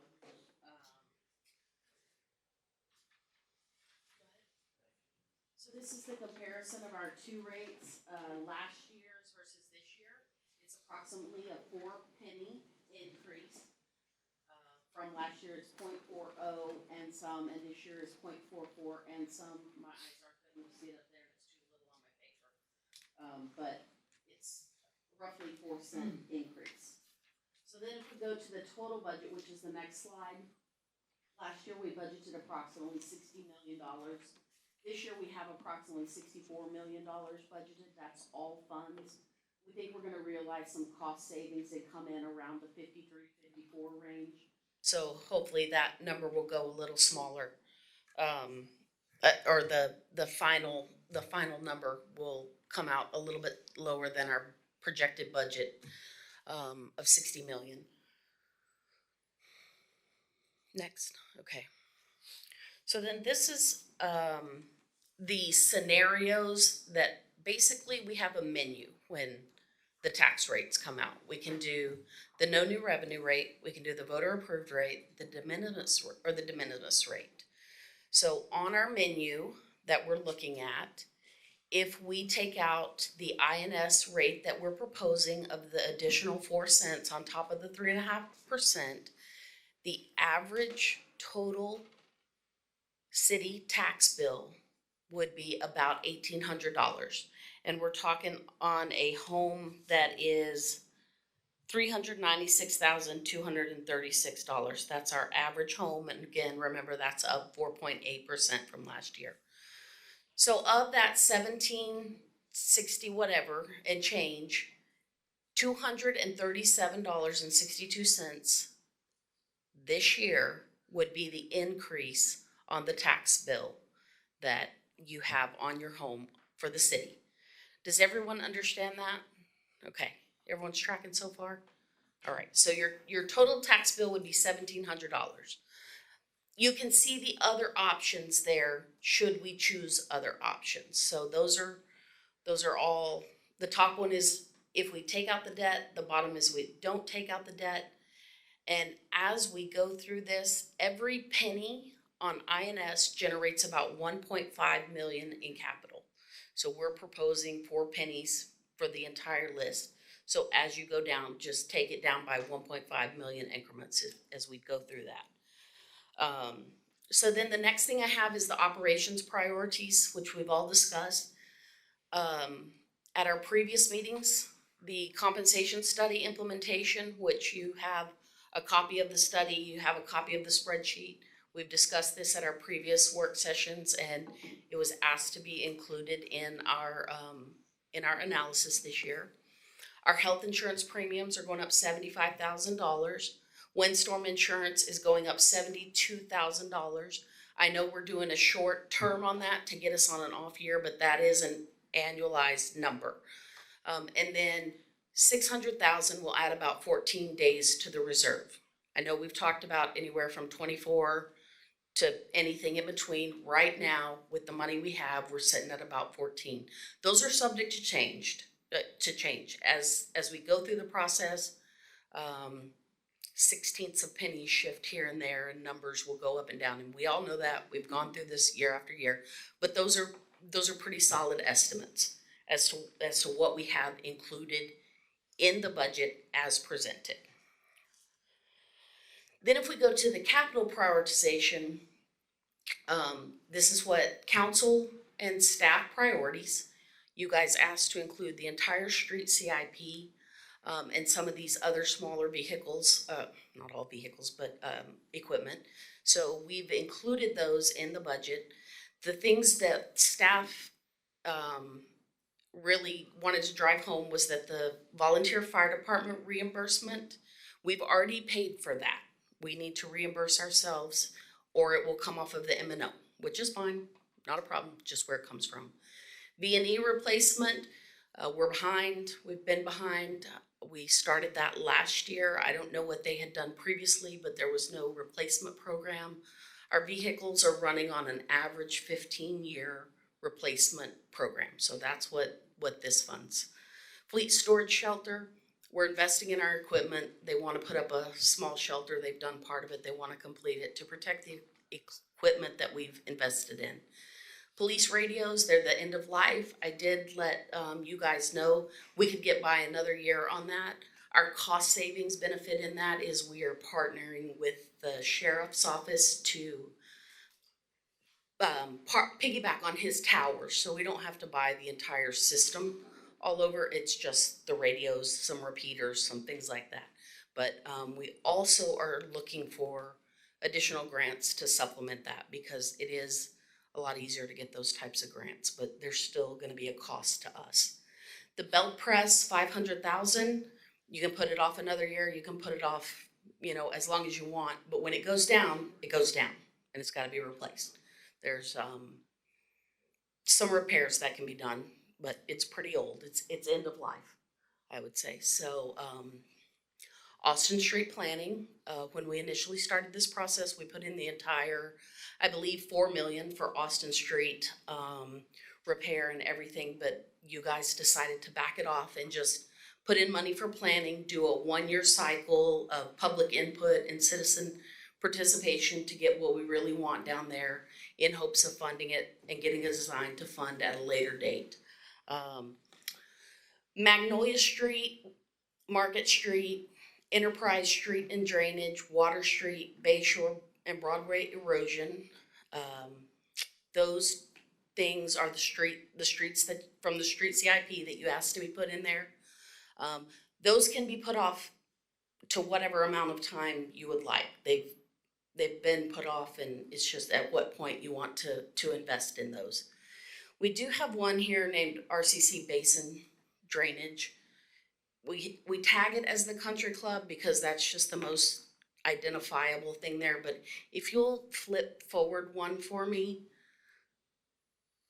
I'll show the area that drains. So that drains a much larger area. The red area is what this particular piece drains. That's the whole basin, the yellow being the actual country club. So don't be deceived by country club. They're not the only ones that benefit. It's a bigger area. Would you mind to go back for me, please? Reuse water pipe to Memorial Park. We've had this in the budget a couple of years and have never funded it. It can be done when you want it done. It seems pertinent at a time of water shortages. And it also alleviates the navigation district's concern of us putting treated effluent into Thule Ditch. So that's twofold. We can put it off.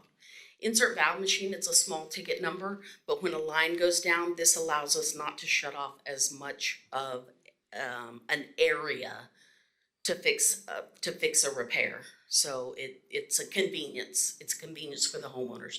And then an evidence vehicle for $65,000. I would say the chief could probably live without it if we need to put that off as well. So those are more on the end of niceties. And then I want to go to the next, there you go. That is a location of all of those. Most of the streets we picked are arterials. I wouldn't say they're arterials, true arterials here, but they're main roads that everybody drives on. There's no neighborhood streets that were selected to be put in the process. It's all for the greater good. I mean, I guess you could argue that downtown is neighborhood, but it's also for the greater public as well. All right, go to the next slide, please. So we talk in terms of pennies, and I've done a reduction on the pennies as to what that, please, I'm sorry, what that would look like. Okay. I'm gonna take off my glasses and read my little.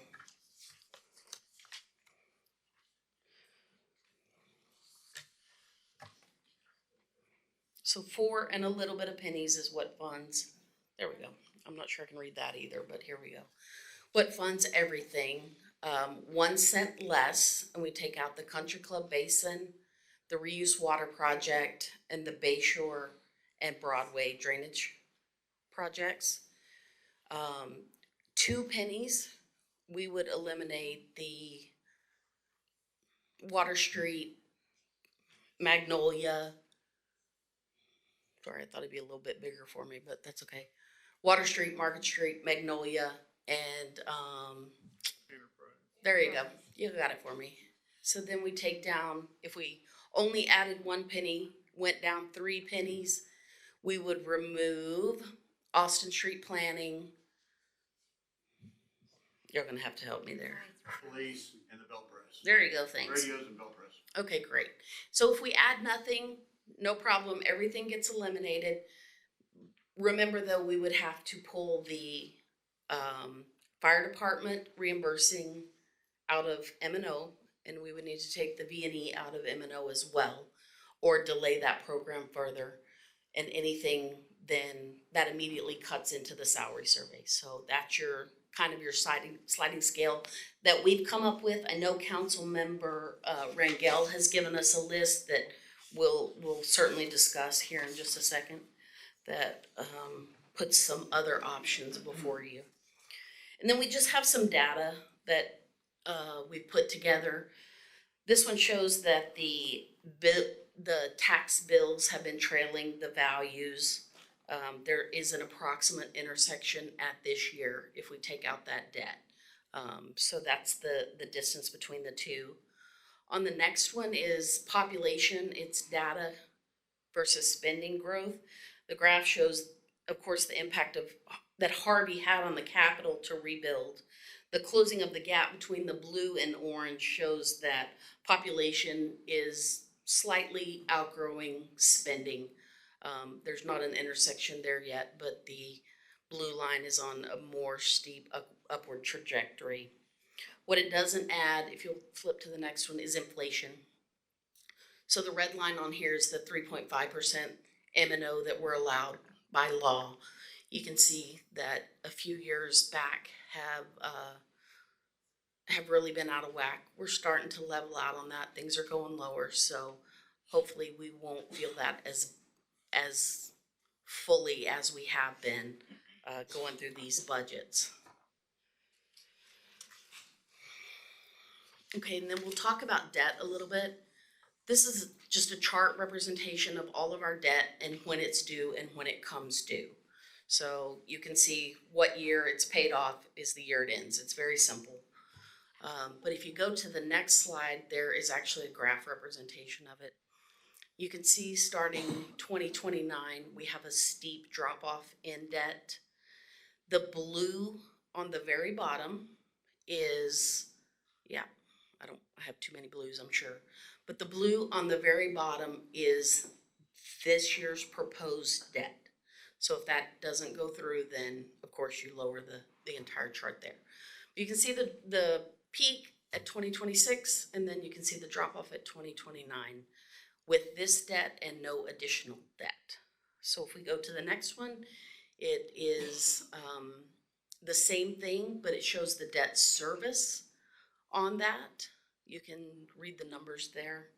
And that was also in the information that was sent to you. So I know those are tiny, but you have a good idea of what that is. The next one is if we do take out debt. I know we had talked about doing a rolling schedule of about $7 million a year going forward. That's what this would look like. But I'm gonna ask Shelley to go to the next slide, because if you look at this after the peak with growth, our debt service rate starts to go down. So the blue is with debt, the orange is without debt, and the green is growth. So our debt service rate, even with the continued rolling debt, will go down, barring any other debt. You know, if you just stick to what we're doing and stick to a regular growth pattern, you know, there's a lot of variables in there, but that's what that depicts. We also talked about alternate funding. We have about $9 million in open grants right now. I don't know what we have in open applications because we send in stuff every week, and you know, you get past pre-approval or not pre-approved. Kimberly's managing all of that. We continue to look for grants every day. We have grant writers out there that love to send us information when things come out and give us a hand on writing those, so we'll keep doing that. Cash on hand, we don't really have cash on hand. Being that we're under our 180-day practice, there's not a lot laying around. Also, San Pat has increased our water rates 8%, and we are not passing that on to our customers, so our utility reserves are picking up that bill. We will have some cash on hand with the sale of the gas system. Again, those numbers are, they're not real firm. You know, until closing date and until the checks are written, the numbers are not real firm. We can have a good estimate, but we've got to get all of our accounts receivable, accounts payable, deposits that have to be returned. There's a lot of moving parts, but next year we'll have that money to be intentionally budgeted. I'm hoping that we'll just invest it this year and let it grow some interest for a year and then be intentional about how we use that money. State and federal programs, I think the Purple Pipe would qualify for a low interest loan from the Texas Water Development Board. I don't see them granting that at a 0%, but if we're interested in a low interest loan, I think we could do that. We're always on the lookout for new opportunities. The grants and the state and federal programs are kind of the same. We get a lot of emails daily from people letting us know what's out there. Kimberly does a lot of applying to no avail, but we still put our name in the hat. And sometimes we win one. Could you go to the next one, please?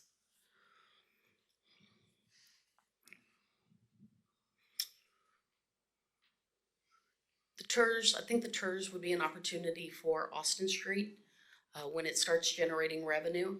Even if there's no project, it will have some natural growth revenue that has to be invested in that area, so that would be an appropriate use if you include it in a project plan and the TERS board approves it, and then of course they'll bring it to you to approve it. So that's an option.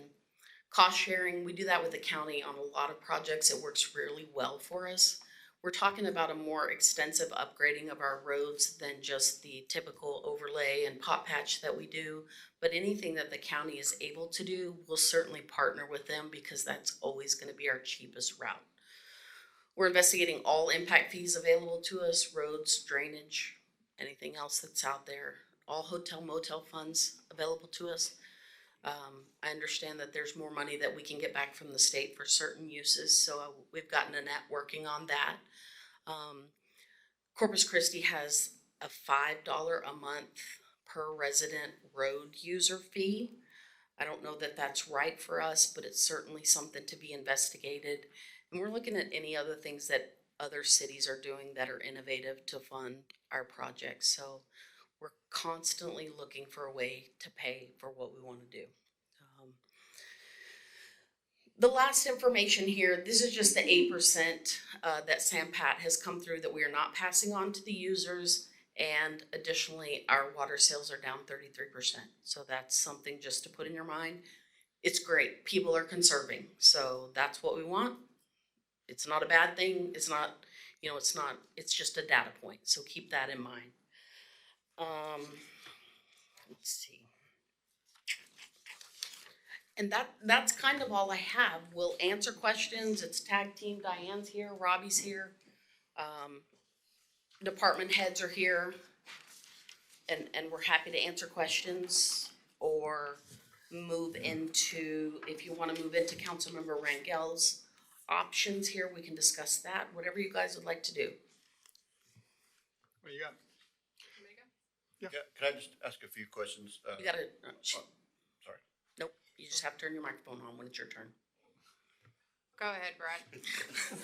Thanks. Thank you. Some of the things you had in your presentation, the streets, these were not just gonna be a pot patch, seal coat type deal. These are gonna be more intensive rehabbing of the streets. Is that correct? Or will you explain that process? Ryan? Yeah, it'll be more of a mill and overlay, so hot mix roadways. So we have All the roads identified on the CIP are hot mix roadways, so it won't be like a seal coat that you see on residential roadways. So it's more of a long-term fix versus just a maintenance of a, seal coating a road. Like we do- Like on the 5-year, 7-year, what's their seal coat plan? 7 years. 7-year silk coat, and then we also do pot patch. We do all of that out of M&O. This is a more intensive rehab and the drainage included if needed. And then will you, touch on a little bit on the, Water Street and Bayshore erosion? You wanna talk about that? Yeah, so we don't have any engineer plans. You're kind of looking at that approach of what we've been doing right now with the Bull Rock and some of those things. We've knocked a big chunk out of it. Yeah. So, and I think we're gonna continue to do it out of the O&M until we get some relief, but right now that's how we're funding it. And if we get a little bit of money there, you can do it on a bigger scale versus just trying to get it out of the, M&O 200 feet at a time, out of your regular streets budget, we can. I cover would a probably bigger- move to get a contractor and do it that route, and, because right now we're doing with staff and O&M. And then lastly, if I may, the salary study, the Condrey study, it is not just something that you dreamed up in your office, right? We had a professional firm perform a salary study of peer cities in the state, and found that we were not at market rate for our employees. Is that correct? That's correct. So I guess they started this in 2020, maybe before, but the council at that point made a commitment to do this salary survey every 5 years. Last time in 2020, when it was implemented, they gave the increases that were recommended in September, and they gave the time multiplier in January to stretch the budget. I will read you the cities that they compared us to. Aransas County, Aransas Pass, Beeville, Corpus Christi, Fredericksburg, Ingleside, Kingsville, Palacios, Port Lavaca, Portland, Centon, Tomball, and Victoria. So that is the full report from Condrey, and that's who they compared us to. So no, I didn't do it. And it found that we were not at market comparable to those. For the most part, there's some people that get a very small increase, but for the most part, we're not at market. We have some people that are grossly under market, and then several that are not too far off what a cost of living increase would be. And that salary study takes each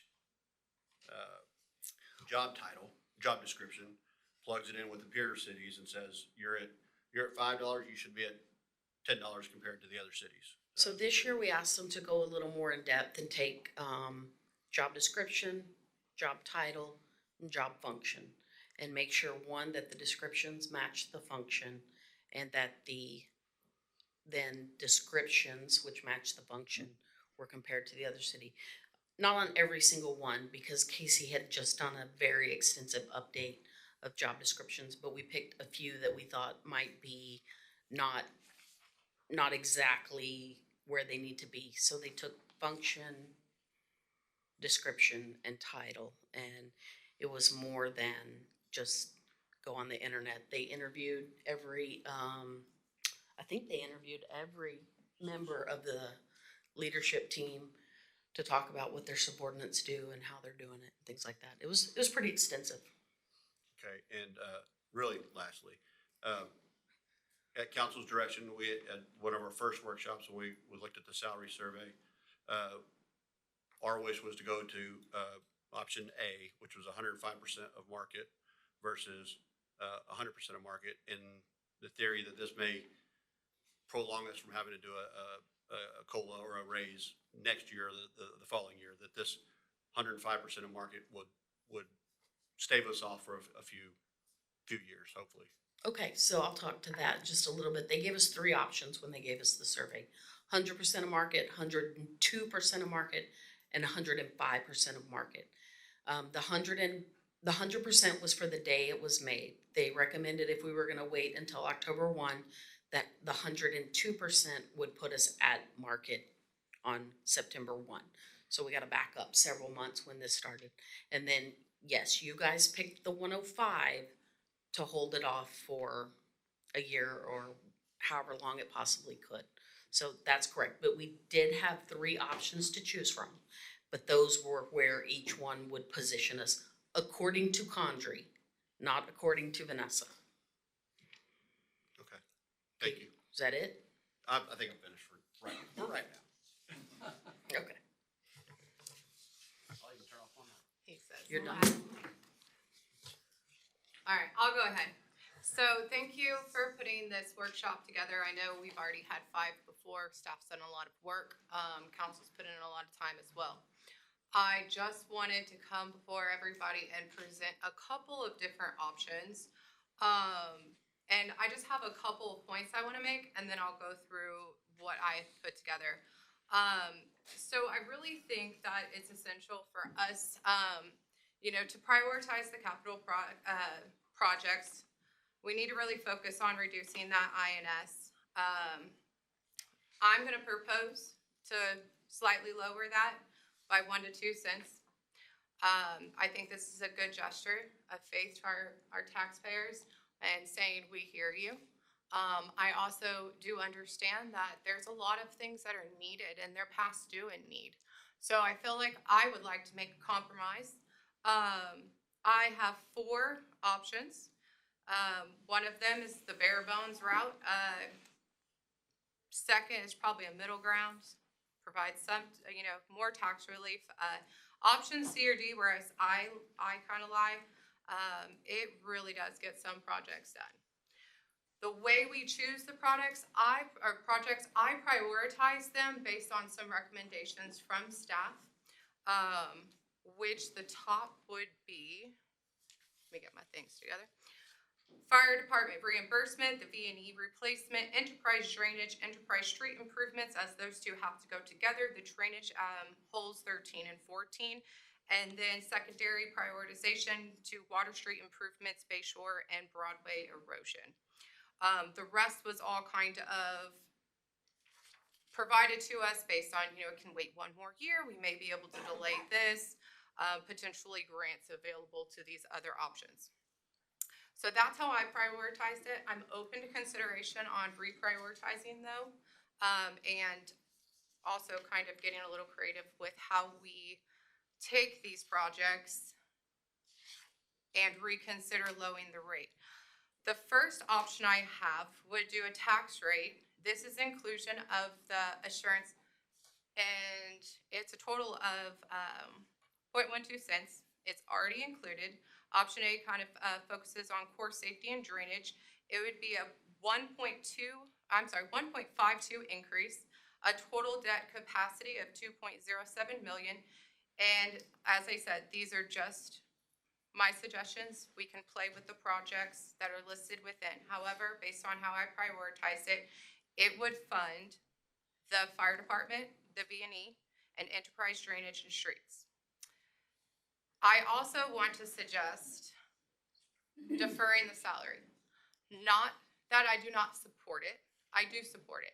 I also think that potentially, if we make the decision to follow and fund that, potentially thinking about pulling that from the budget.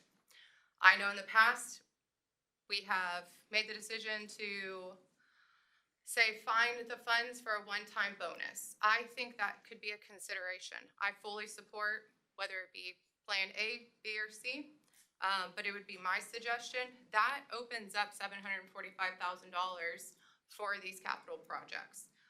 If we can find that room in the budget, I will support it at 100% because it is well-deserved. Moving forward, if we did that and we deferred that salary, we could add to option A the Rockport Country Club holes, either at full or potentially a different smaller project. Option B, focus on safety and the country club drainage. It would increase by 1.62, a total of 2.22 million, and it would focus on the fire department V&E and Rockport Country Club holes 13 and 14. And then if you deferred salary, it would additionally add enterprise drainage as well as the street repair. Option C is a 1.82% cent increase, a total of 2.57 million, with a focus on the fire department, V&E, enterprise, as well as street, and then one additional smaller street drainage project. If you deferred salary, you could add the Rockport Country Club holes or any other partial funding. And option D, which is our most, to maximize just over 2.02 cents, added 2.87 million, focus on the fire department, V&E holes, 13 and 14, enterprise drainage and streets. And then again, if we deferred the salary, you could add Water Street or Bayshore and Broadway plus Austin. This keeps our tax rate at most if you choose to, fund the highest option that was provided on here, gives an estimated tax rate of 0.422312. So that's my goal, find that middle ground, still fund the projects that are based on priority. Again, I say, I'm open-minded to reprioritizing this. I'm one opinion out of 5 people. So that is not set in stone for me. It's important for, I wish I could strongly support funding it all, but I also have to advocate for those ratepayers. And there was a lot of good points that were made, and I appreciate everybody coming out and speaking. I really do. I also think that is really important to remember that the citizens don't just, they don't see the rates, they only see the bill. I get that. I come from a family with not a lot of money. I'm fortunate myself, but I don't forget where I come from. And I know the struggle is hard. So I still will continue to advocate for those residents. And that's probably all I have to say. So I'm open to questions, suggestions on the information that I provided. Go. I will go. No, thank you, Stephanie, and I really appreciate you doing that work. And, why I appreciate that is because it has been, putting us in between a rock and a hard place. I think council in the last 5 workshops, we were acting in good faith of what we want to do best for the community, and the staff, they did a lot of work, and they did put the information out there, and they did what they're supposed to exactly do, and we did give them that direction. But coming into this meeting and having to listen to, the other side of it, I can see where we need to try to not make that tax rate so high. We can slowly go a little bit and get a lot of these projects done, and then maybe out in the next year, go out with the rest of the stuff that we need to get done, and make sure that we're giving that information, make sure that community is involved, and make sure that we do this, the best way we can going forward. I will say that I'm in favor for the CRD as well, but I would like to go with changing a little bit. The RCC hole 1314 does do a major amount of our drainage, so that does, I think, needs to be a very big priority if we're going to spend that money. I'm not sure I'm completely with doing the salary deferral, only because we are lower, and the city is one of the bigger employers of the county, and it's really hard to afford living here already. So if they're not getting paid what they should be getting paid, then we need to make that right. And if that can help that, I'm for it. Again, this is not 2 sides against each other. I appreciate the staff and all the hard work they do. I think they're doing the best that they can, and I think they have the best interest for the community. I just want to make sure that we can find a happy medium here for everyone and make sure that we're getting the projects that need to get done as soon as we can, and then making sure that it's not going to be on the taxpayers' back as well. So let's just kind of come together and see if we can come up with a solution with here tonight. I'm just going to add 2 things. As far as our debt schedule, it was stated a lot of debt's going to drop off on 2029, 2030. So with you saying, let's, focus on funding some now, funding rest later, I'm wondering how well that could work for us if we do a phase out. So I would like to consider that information as well. And then as far as the salary deferment, I'm not suggesting we do not approve and, fund that. I'm just asking, is there any room in the budget at baseline without inclusion? Scrubbing that down and finding those funds within the budget. We've cut that back before for these staff increases. That is my ask in consideration, is if we can pull that out of the budget, at baseline without including that increase.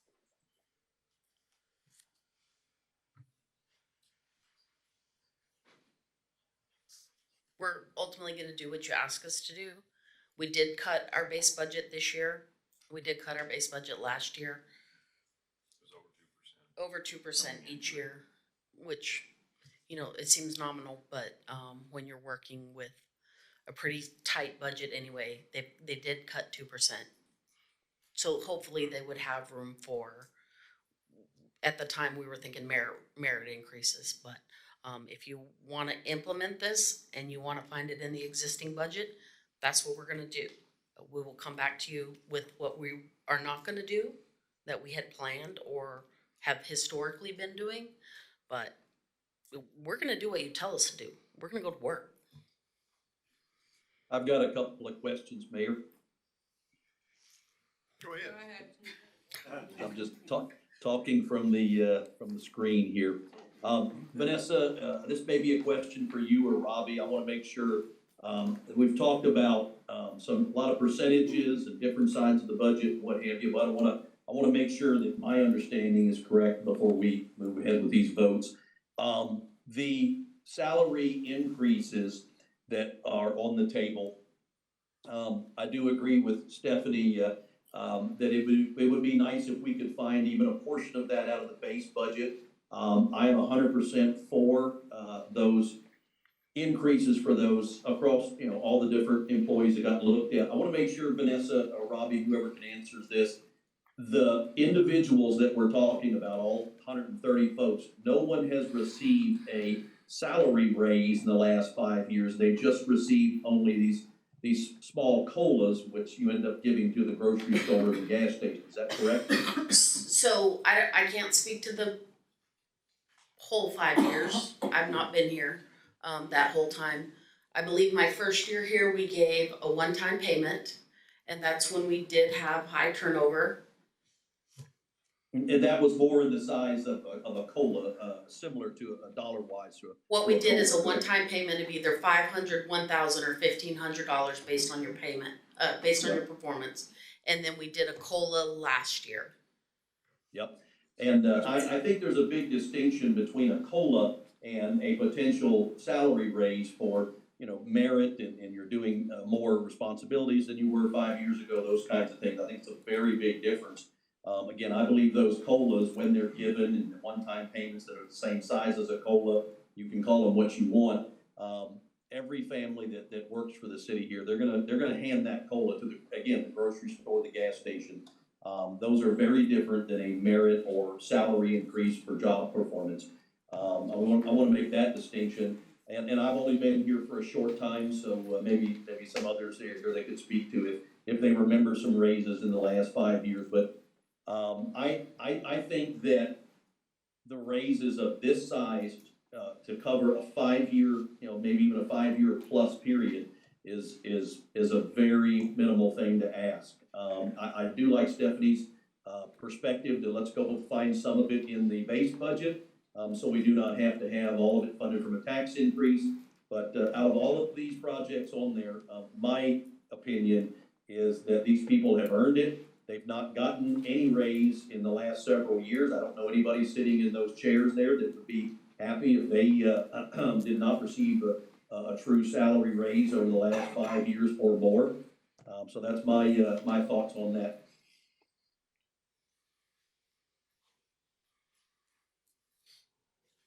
Well, certainly if you wanna go forward with that, an option is to split it and do half and half. Half at September 1st and half at the mid-year. Robbie, have you seen the budget yet, or the sheet that Stephanie put out? Have you seen this? I don't think you got a copy. There you go. Yes. Is this something that you see as feasible, something that we can accomplish? I think the salary deferral will end up in a mess exodus, like what we had 2 years ago. Not the deferral, just the tax rate that she was proposing. I'm sorry. This column one is doable. I'm telling y'all, we're gonna go to work with what you give us. And if those are your priorities, they become our priorities. If that's how much money you give us, that's what we're gonna go to work with. There's nothing on there that's unreasonable. Robbie, I'm not asking for the salary not to be funded. I'm asking for consideration to look at that budget and see if you can pull option A out of the budget at base. We all support that salary increase for the staff, but I feel like I would like to see if it's an option to pull that from the base budget rather than adding that additional $745,000 that could be allotted to some of these projects instead. So what I'm asking staff to do is to find that money within the base budget. And we're asking, is that possible? I would say, given the last 2 years of what we've gone through, that we have been tight, very tight, and I would not think that we would have that, no.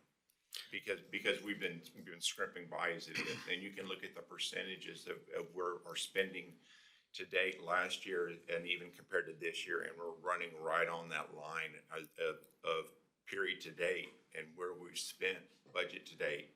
And we're running right on that line across the board with the departments.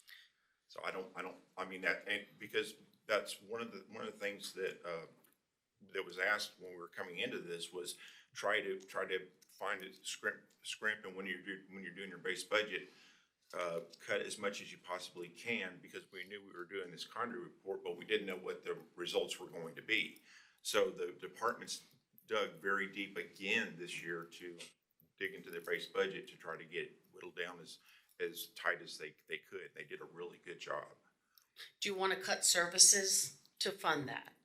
Yeah, that's the other option, is we start cutting people. When you suggested pay half now, pay half mid-year, what does that look like? Go further in explanation of that, please. So if you're getting a $2,000 raise or a $10,000 raise, whatever you're getting, whatever you're slated on the Condrey, if you do 5,000 September 1 and then 5,000 June 1, you'll only get half for 6 months, but you're not gonna pay out the whole amount.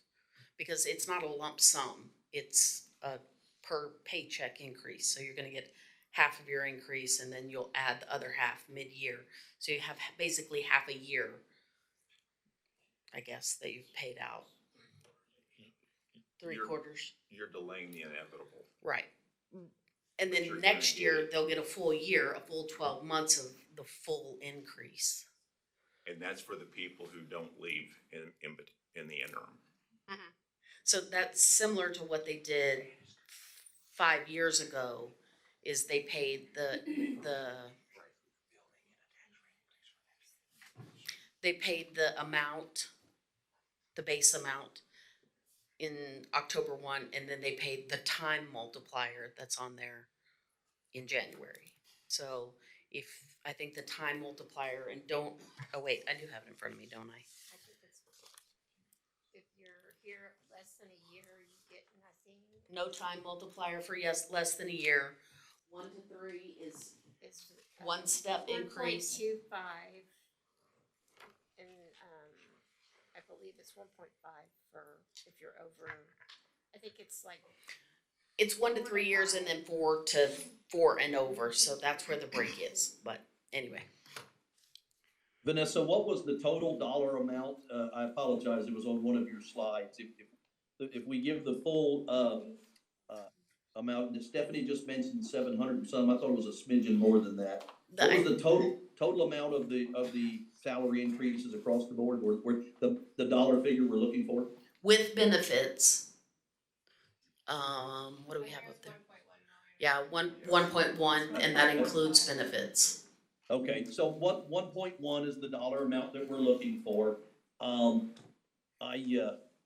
appreciate Robbie's candor and assistance with this, but if we could fund half of that and then ask the department heads to find us what's basically what 550,000 across the entire city budget, I believe in these department heads. I believe they can go find that, again, it's all a lot of money.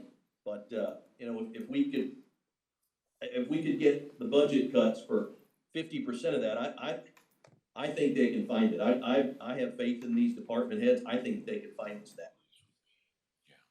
Let me, if I can, being the old guy sitting up here and being around the city for a really long time, what you concern yourself with when you're doing a budget is trying to see that we provide the kind of services to the people that live here that they expect from us.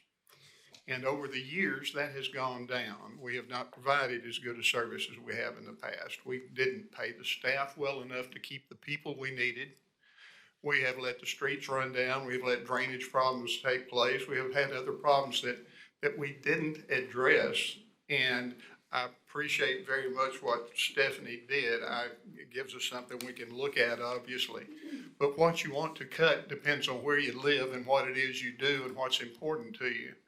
And at the time that we had the first 5 meetings on the budget, we all gritted our teeth at times and said, yeah, that looks pretty good. But I understand that there are folks that you sit back and say, I can't have my taxes go up every year significantly. And I understand that. I appreciate that because I was there too. I've been in that predicament. But when we have priorities that we try to set, what do we as council people, what are we responsible for doing for the city? We need to see that the infrastructure that we have is of a type that will influence businesses to want to move here. We've got an economic development person that's trying to find businesses to come in, and we have streets that aren't adequate, and we have infrastructure that's not adequate, and we start discouraging people from wanting to move here. And I know that in visiting with our economic development director, we have issues with some of the buildings and some of the streets and some things, and that has gone on for a while. And so finding a good place to cut is difficult. I won't say that there isn't one. Mr. Hutt said, I'd love to raise taxes. I don't really like to do that. What I like to do is I take it personally when somebody insults the city. And I think the city deserves to be maintained in a way to encourage people to want to live here and the people that live here to stay. And I think that sometimes we take advantage of what we think might be an acceptable thing to do. I have been here when we had raises that were offered to people and they didn't come through, and I've seen a lot of people leave over the years because of that. I think it's a really positive thing to say that we can give a significant increase. We have been behind other cities, counties, and so forth in this area on salaries for years, which is why a lot of people will leave here and go to work just down the road between here and Corpus. And there's 5 or 6 of them working over there. But when we determine what it is we want to delete, we are then doing something that's going to be distasteful to somebody that it's important to. And we need to try as best we can to figure out a way to do it as the best possible way to satisfy our staff, where we keep people because we've got good people working here, and that we try to provide the infrastructure that will encourage people to want to move here. We want people to want to live in Rockport. And if our infrastructure goes downhill, we're discouraging that. So there's things that we really need to do. And I think streets, drainage are very important. I think the salaries of the staff are very important, and that we need to address those. I really appreciate it. I was getting behind. She was going through that fast enough. I thought, boy, it really sounds good in places. And wait, let's think about this. I would like to look at it some more before we do anything. I don't believe that sitting in here today doing a workshop, we can say we're going to change a bunch of stuff, but I think we can look at it. And I agree with her that there are some things that are interesting there. So I appreciate it, but I am concerned with our infrastructure, with the quality of service we provide. I don't want to see people leaving here because they thought they were going to get better wages and they didn't. And I've seen that happen. Not just for the lower staff. At one point in time, a city manager told the council that they had 3 department heads hadn't had a raise in 4 years, and I was one of those folks. But it was okay at the time because cost of living wasn't going up as fast. I think gas was $1.25 or something. But it takes a little more thought than what I can do right now to say what I'd be willing to do as far as this decrease, dropping off the 4 cents and going down some. I think that's possible, but I think we need to consider who it is that's getting the shaft in the thing. Somebody is. And I appreciate the opportunity. I appreciate the hard work she did. I am going to say that we don't have any action we're going to take on this subject right now, and we need to get on about our business. We have got regular items on the agenda we need to take care of.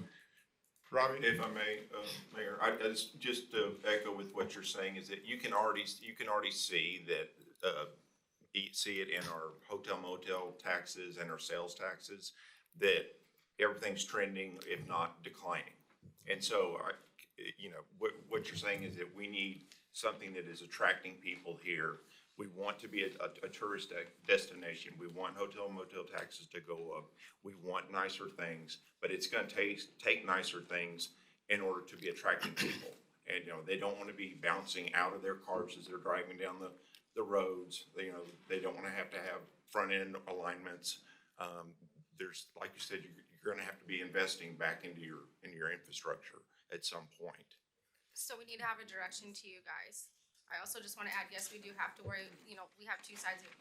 Mayor, appreciate your side of it, but I also want to make sure that we understand we have to take care of the citizens that already live here. So we don't want to put that on their back to have, we have to look at both sides of it. There's citizens that may not be afforded, so maybe if we can find a happy medium, that's what we're looking for. So are we? So what I'm hearing is we're not gonna make a decision tonight. Yes. Everybody needs some time to think about it. And does everybody have some availability between now and the next council meeting that we can do another little work session and throw our ideas out on the table? And we'll do some work between now and then, see what, we can't run every possible scenario, but we can run quite a few. And we'll bring back some stuff, y'all bring back some stuff, we'll put them together and see what we can make. Do you need anything from us ahead of time, like just our priorities or what we're looking for? Yeah, if you just wanna email me your priorities, Could we say, Mayor, I know you said no action or no direction, but in order to save some staff, probably some headache, or can we just pick, maybe the C and D and say somewhere between C and D and what we've already proposed? I think that looking at what the material was that you got and trying to figure out what you think is most acceptable is a fine thing to do. I have no problem with that. I have a suggestion of direction, if you guys don't mind entertaining it. So this would include fire department, V&E, Rockport Country Club, Enterprise, as well as the street, Water Street, Bayshore, Broadway, with no deferral of salary. Asking staff to potentially look into the Austin Street under the TERS and find potential grants for police radios, as I know those 2 are both important, however, not included in this suggestion. It would be a 2.69 rate increase, which would still leave the rate 0.422312. Now, it would offset the rest of the list. However, potentially we could phase those projects in with focus on those must-haves and high priorities.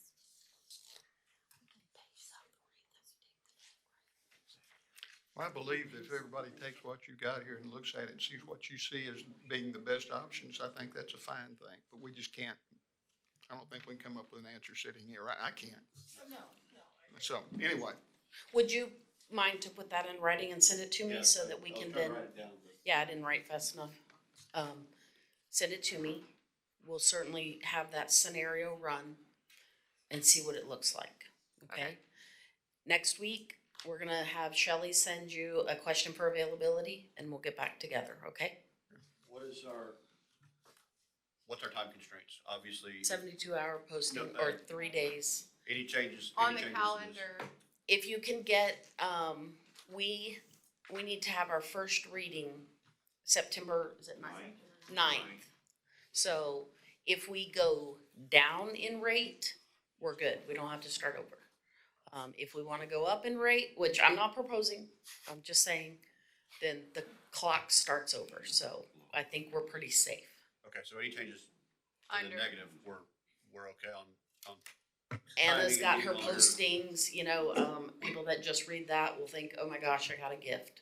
So we need to have workshop on Monday or Tuesday, We, on Wednesday to push out the agenda for so Monday's a holiday, Tuesday. but, we need to have that meeting before the 9th in enough time for us to post our agenda, which now has to be posted Thursday? Well, it's For bu- it's Tuesday. Business days, so what is Monday county business day? Either way, I'm thinking Tuesday's probably gonna be. you can do I this can- coming I Tuesday, can do this coming Tuesday, daytime? Okay, Whatever's fine. whatever, yeah. we'll fix it. Whatever. Don't,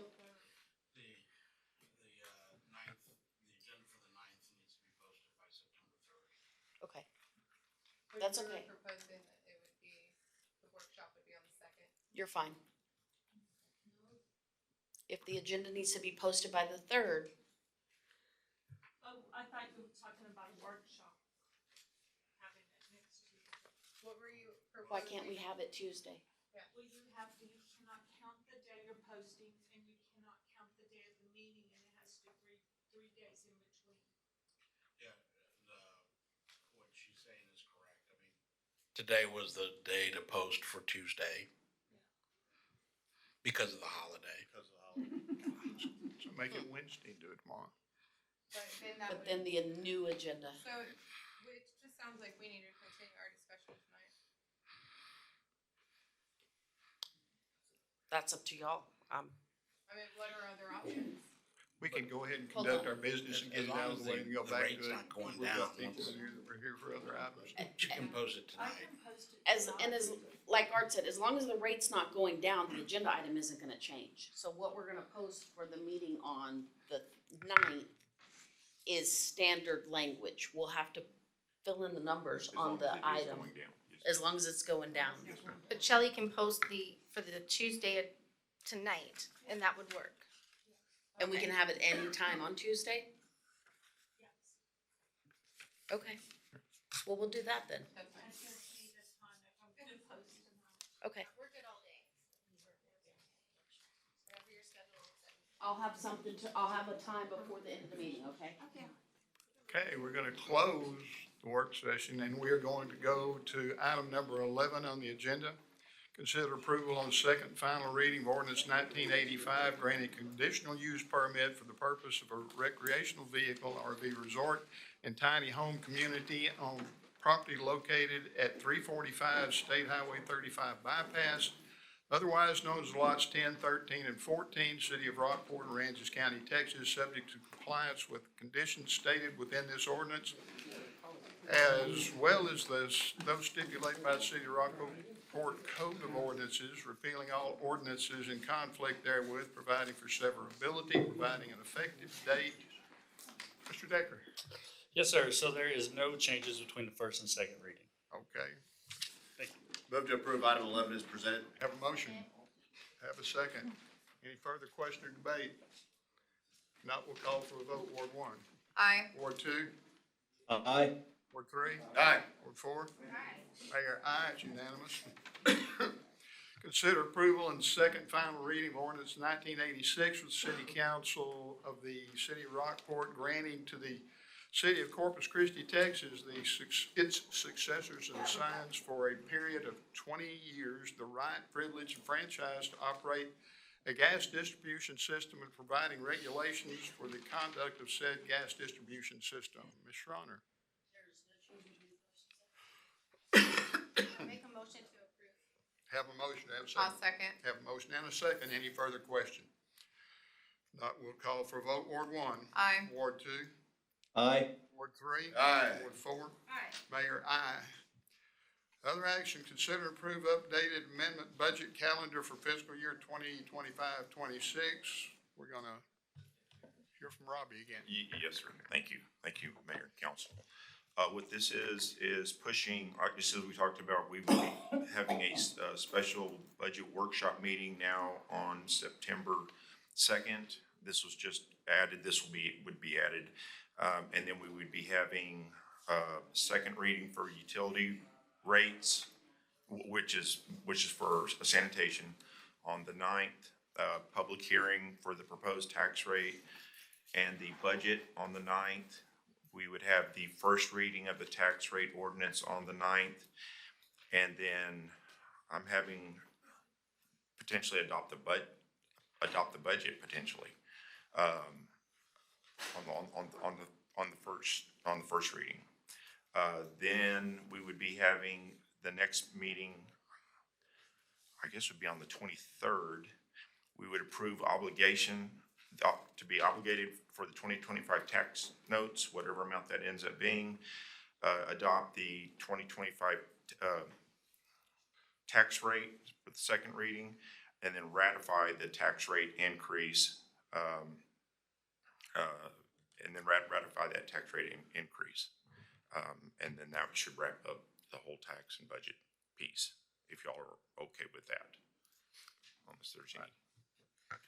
I make a motion to approve the calendar with adding the workshop on the 2nd.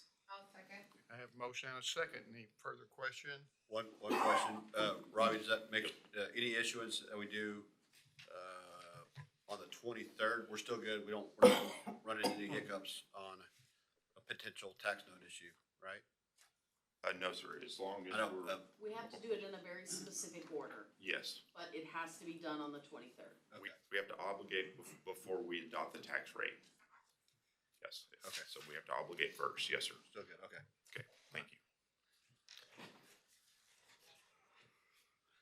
Consider approval of professional audit services contract. We didn't do that, did we? We got that, we had a motion and a second. Yes, sir. Ward 1, Aye. Ward 2, Aye. 3. Aye. Ward 4. Aye. Mayor, aye, it's unanimous. Consider approval of professional audit service contract for fiscal year 24-25. Mr. Sherrill.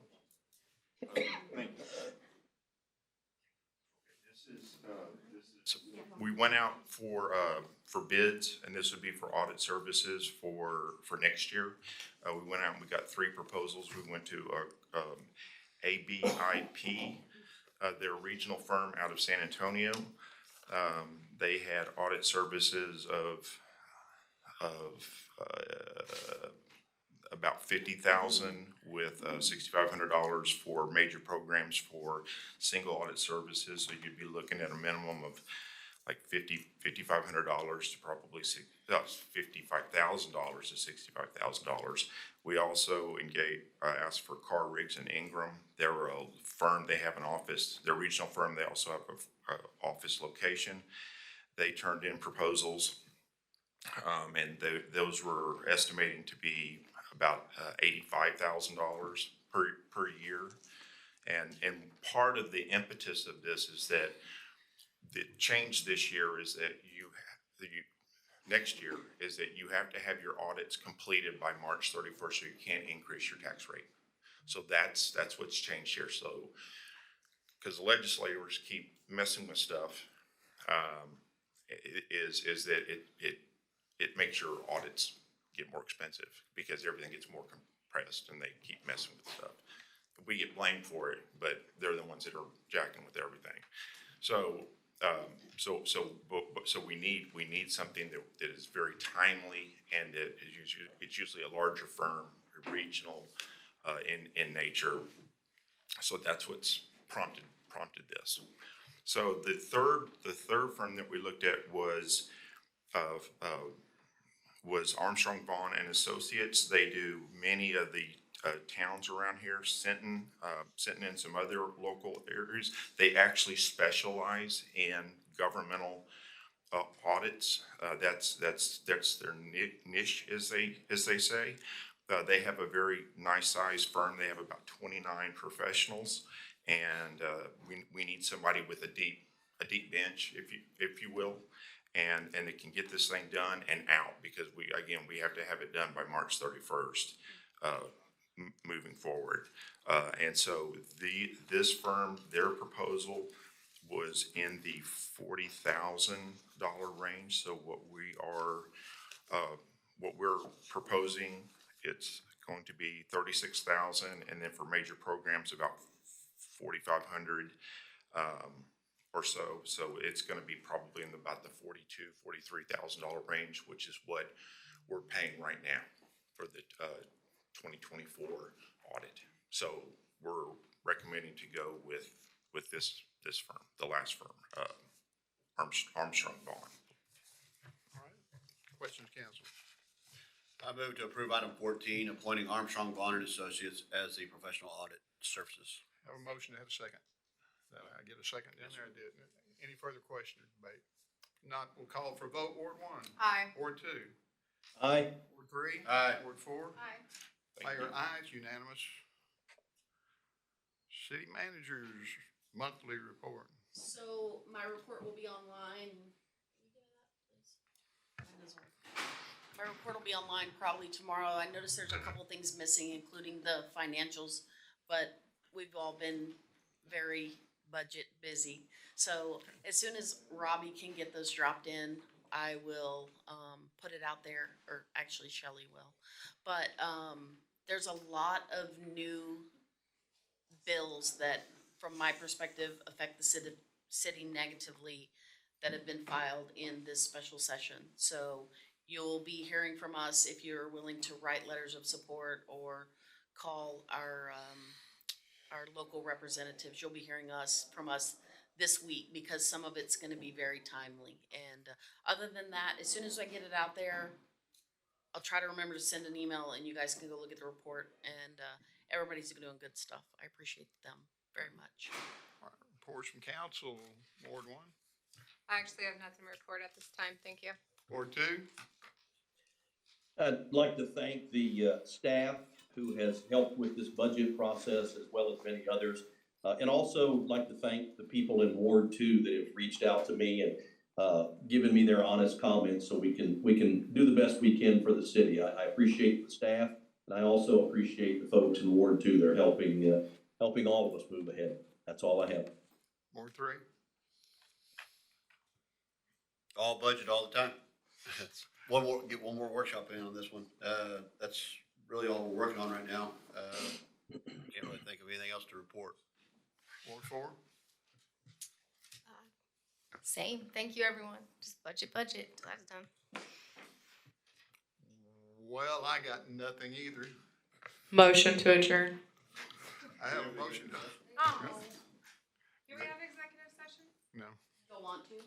not really. Do we need to? Go ahead. We're not. Does the motion still count? Yeah, you did it. I have a motion second. We're adjourned. That's the loudest you've been on the mic all night. Yeah, the volume on those is all the way up. You're gonna have to just get closer.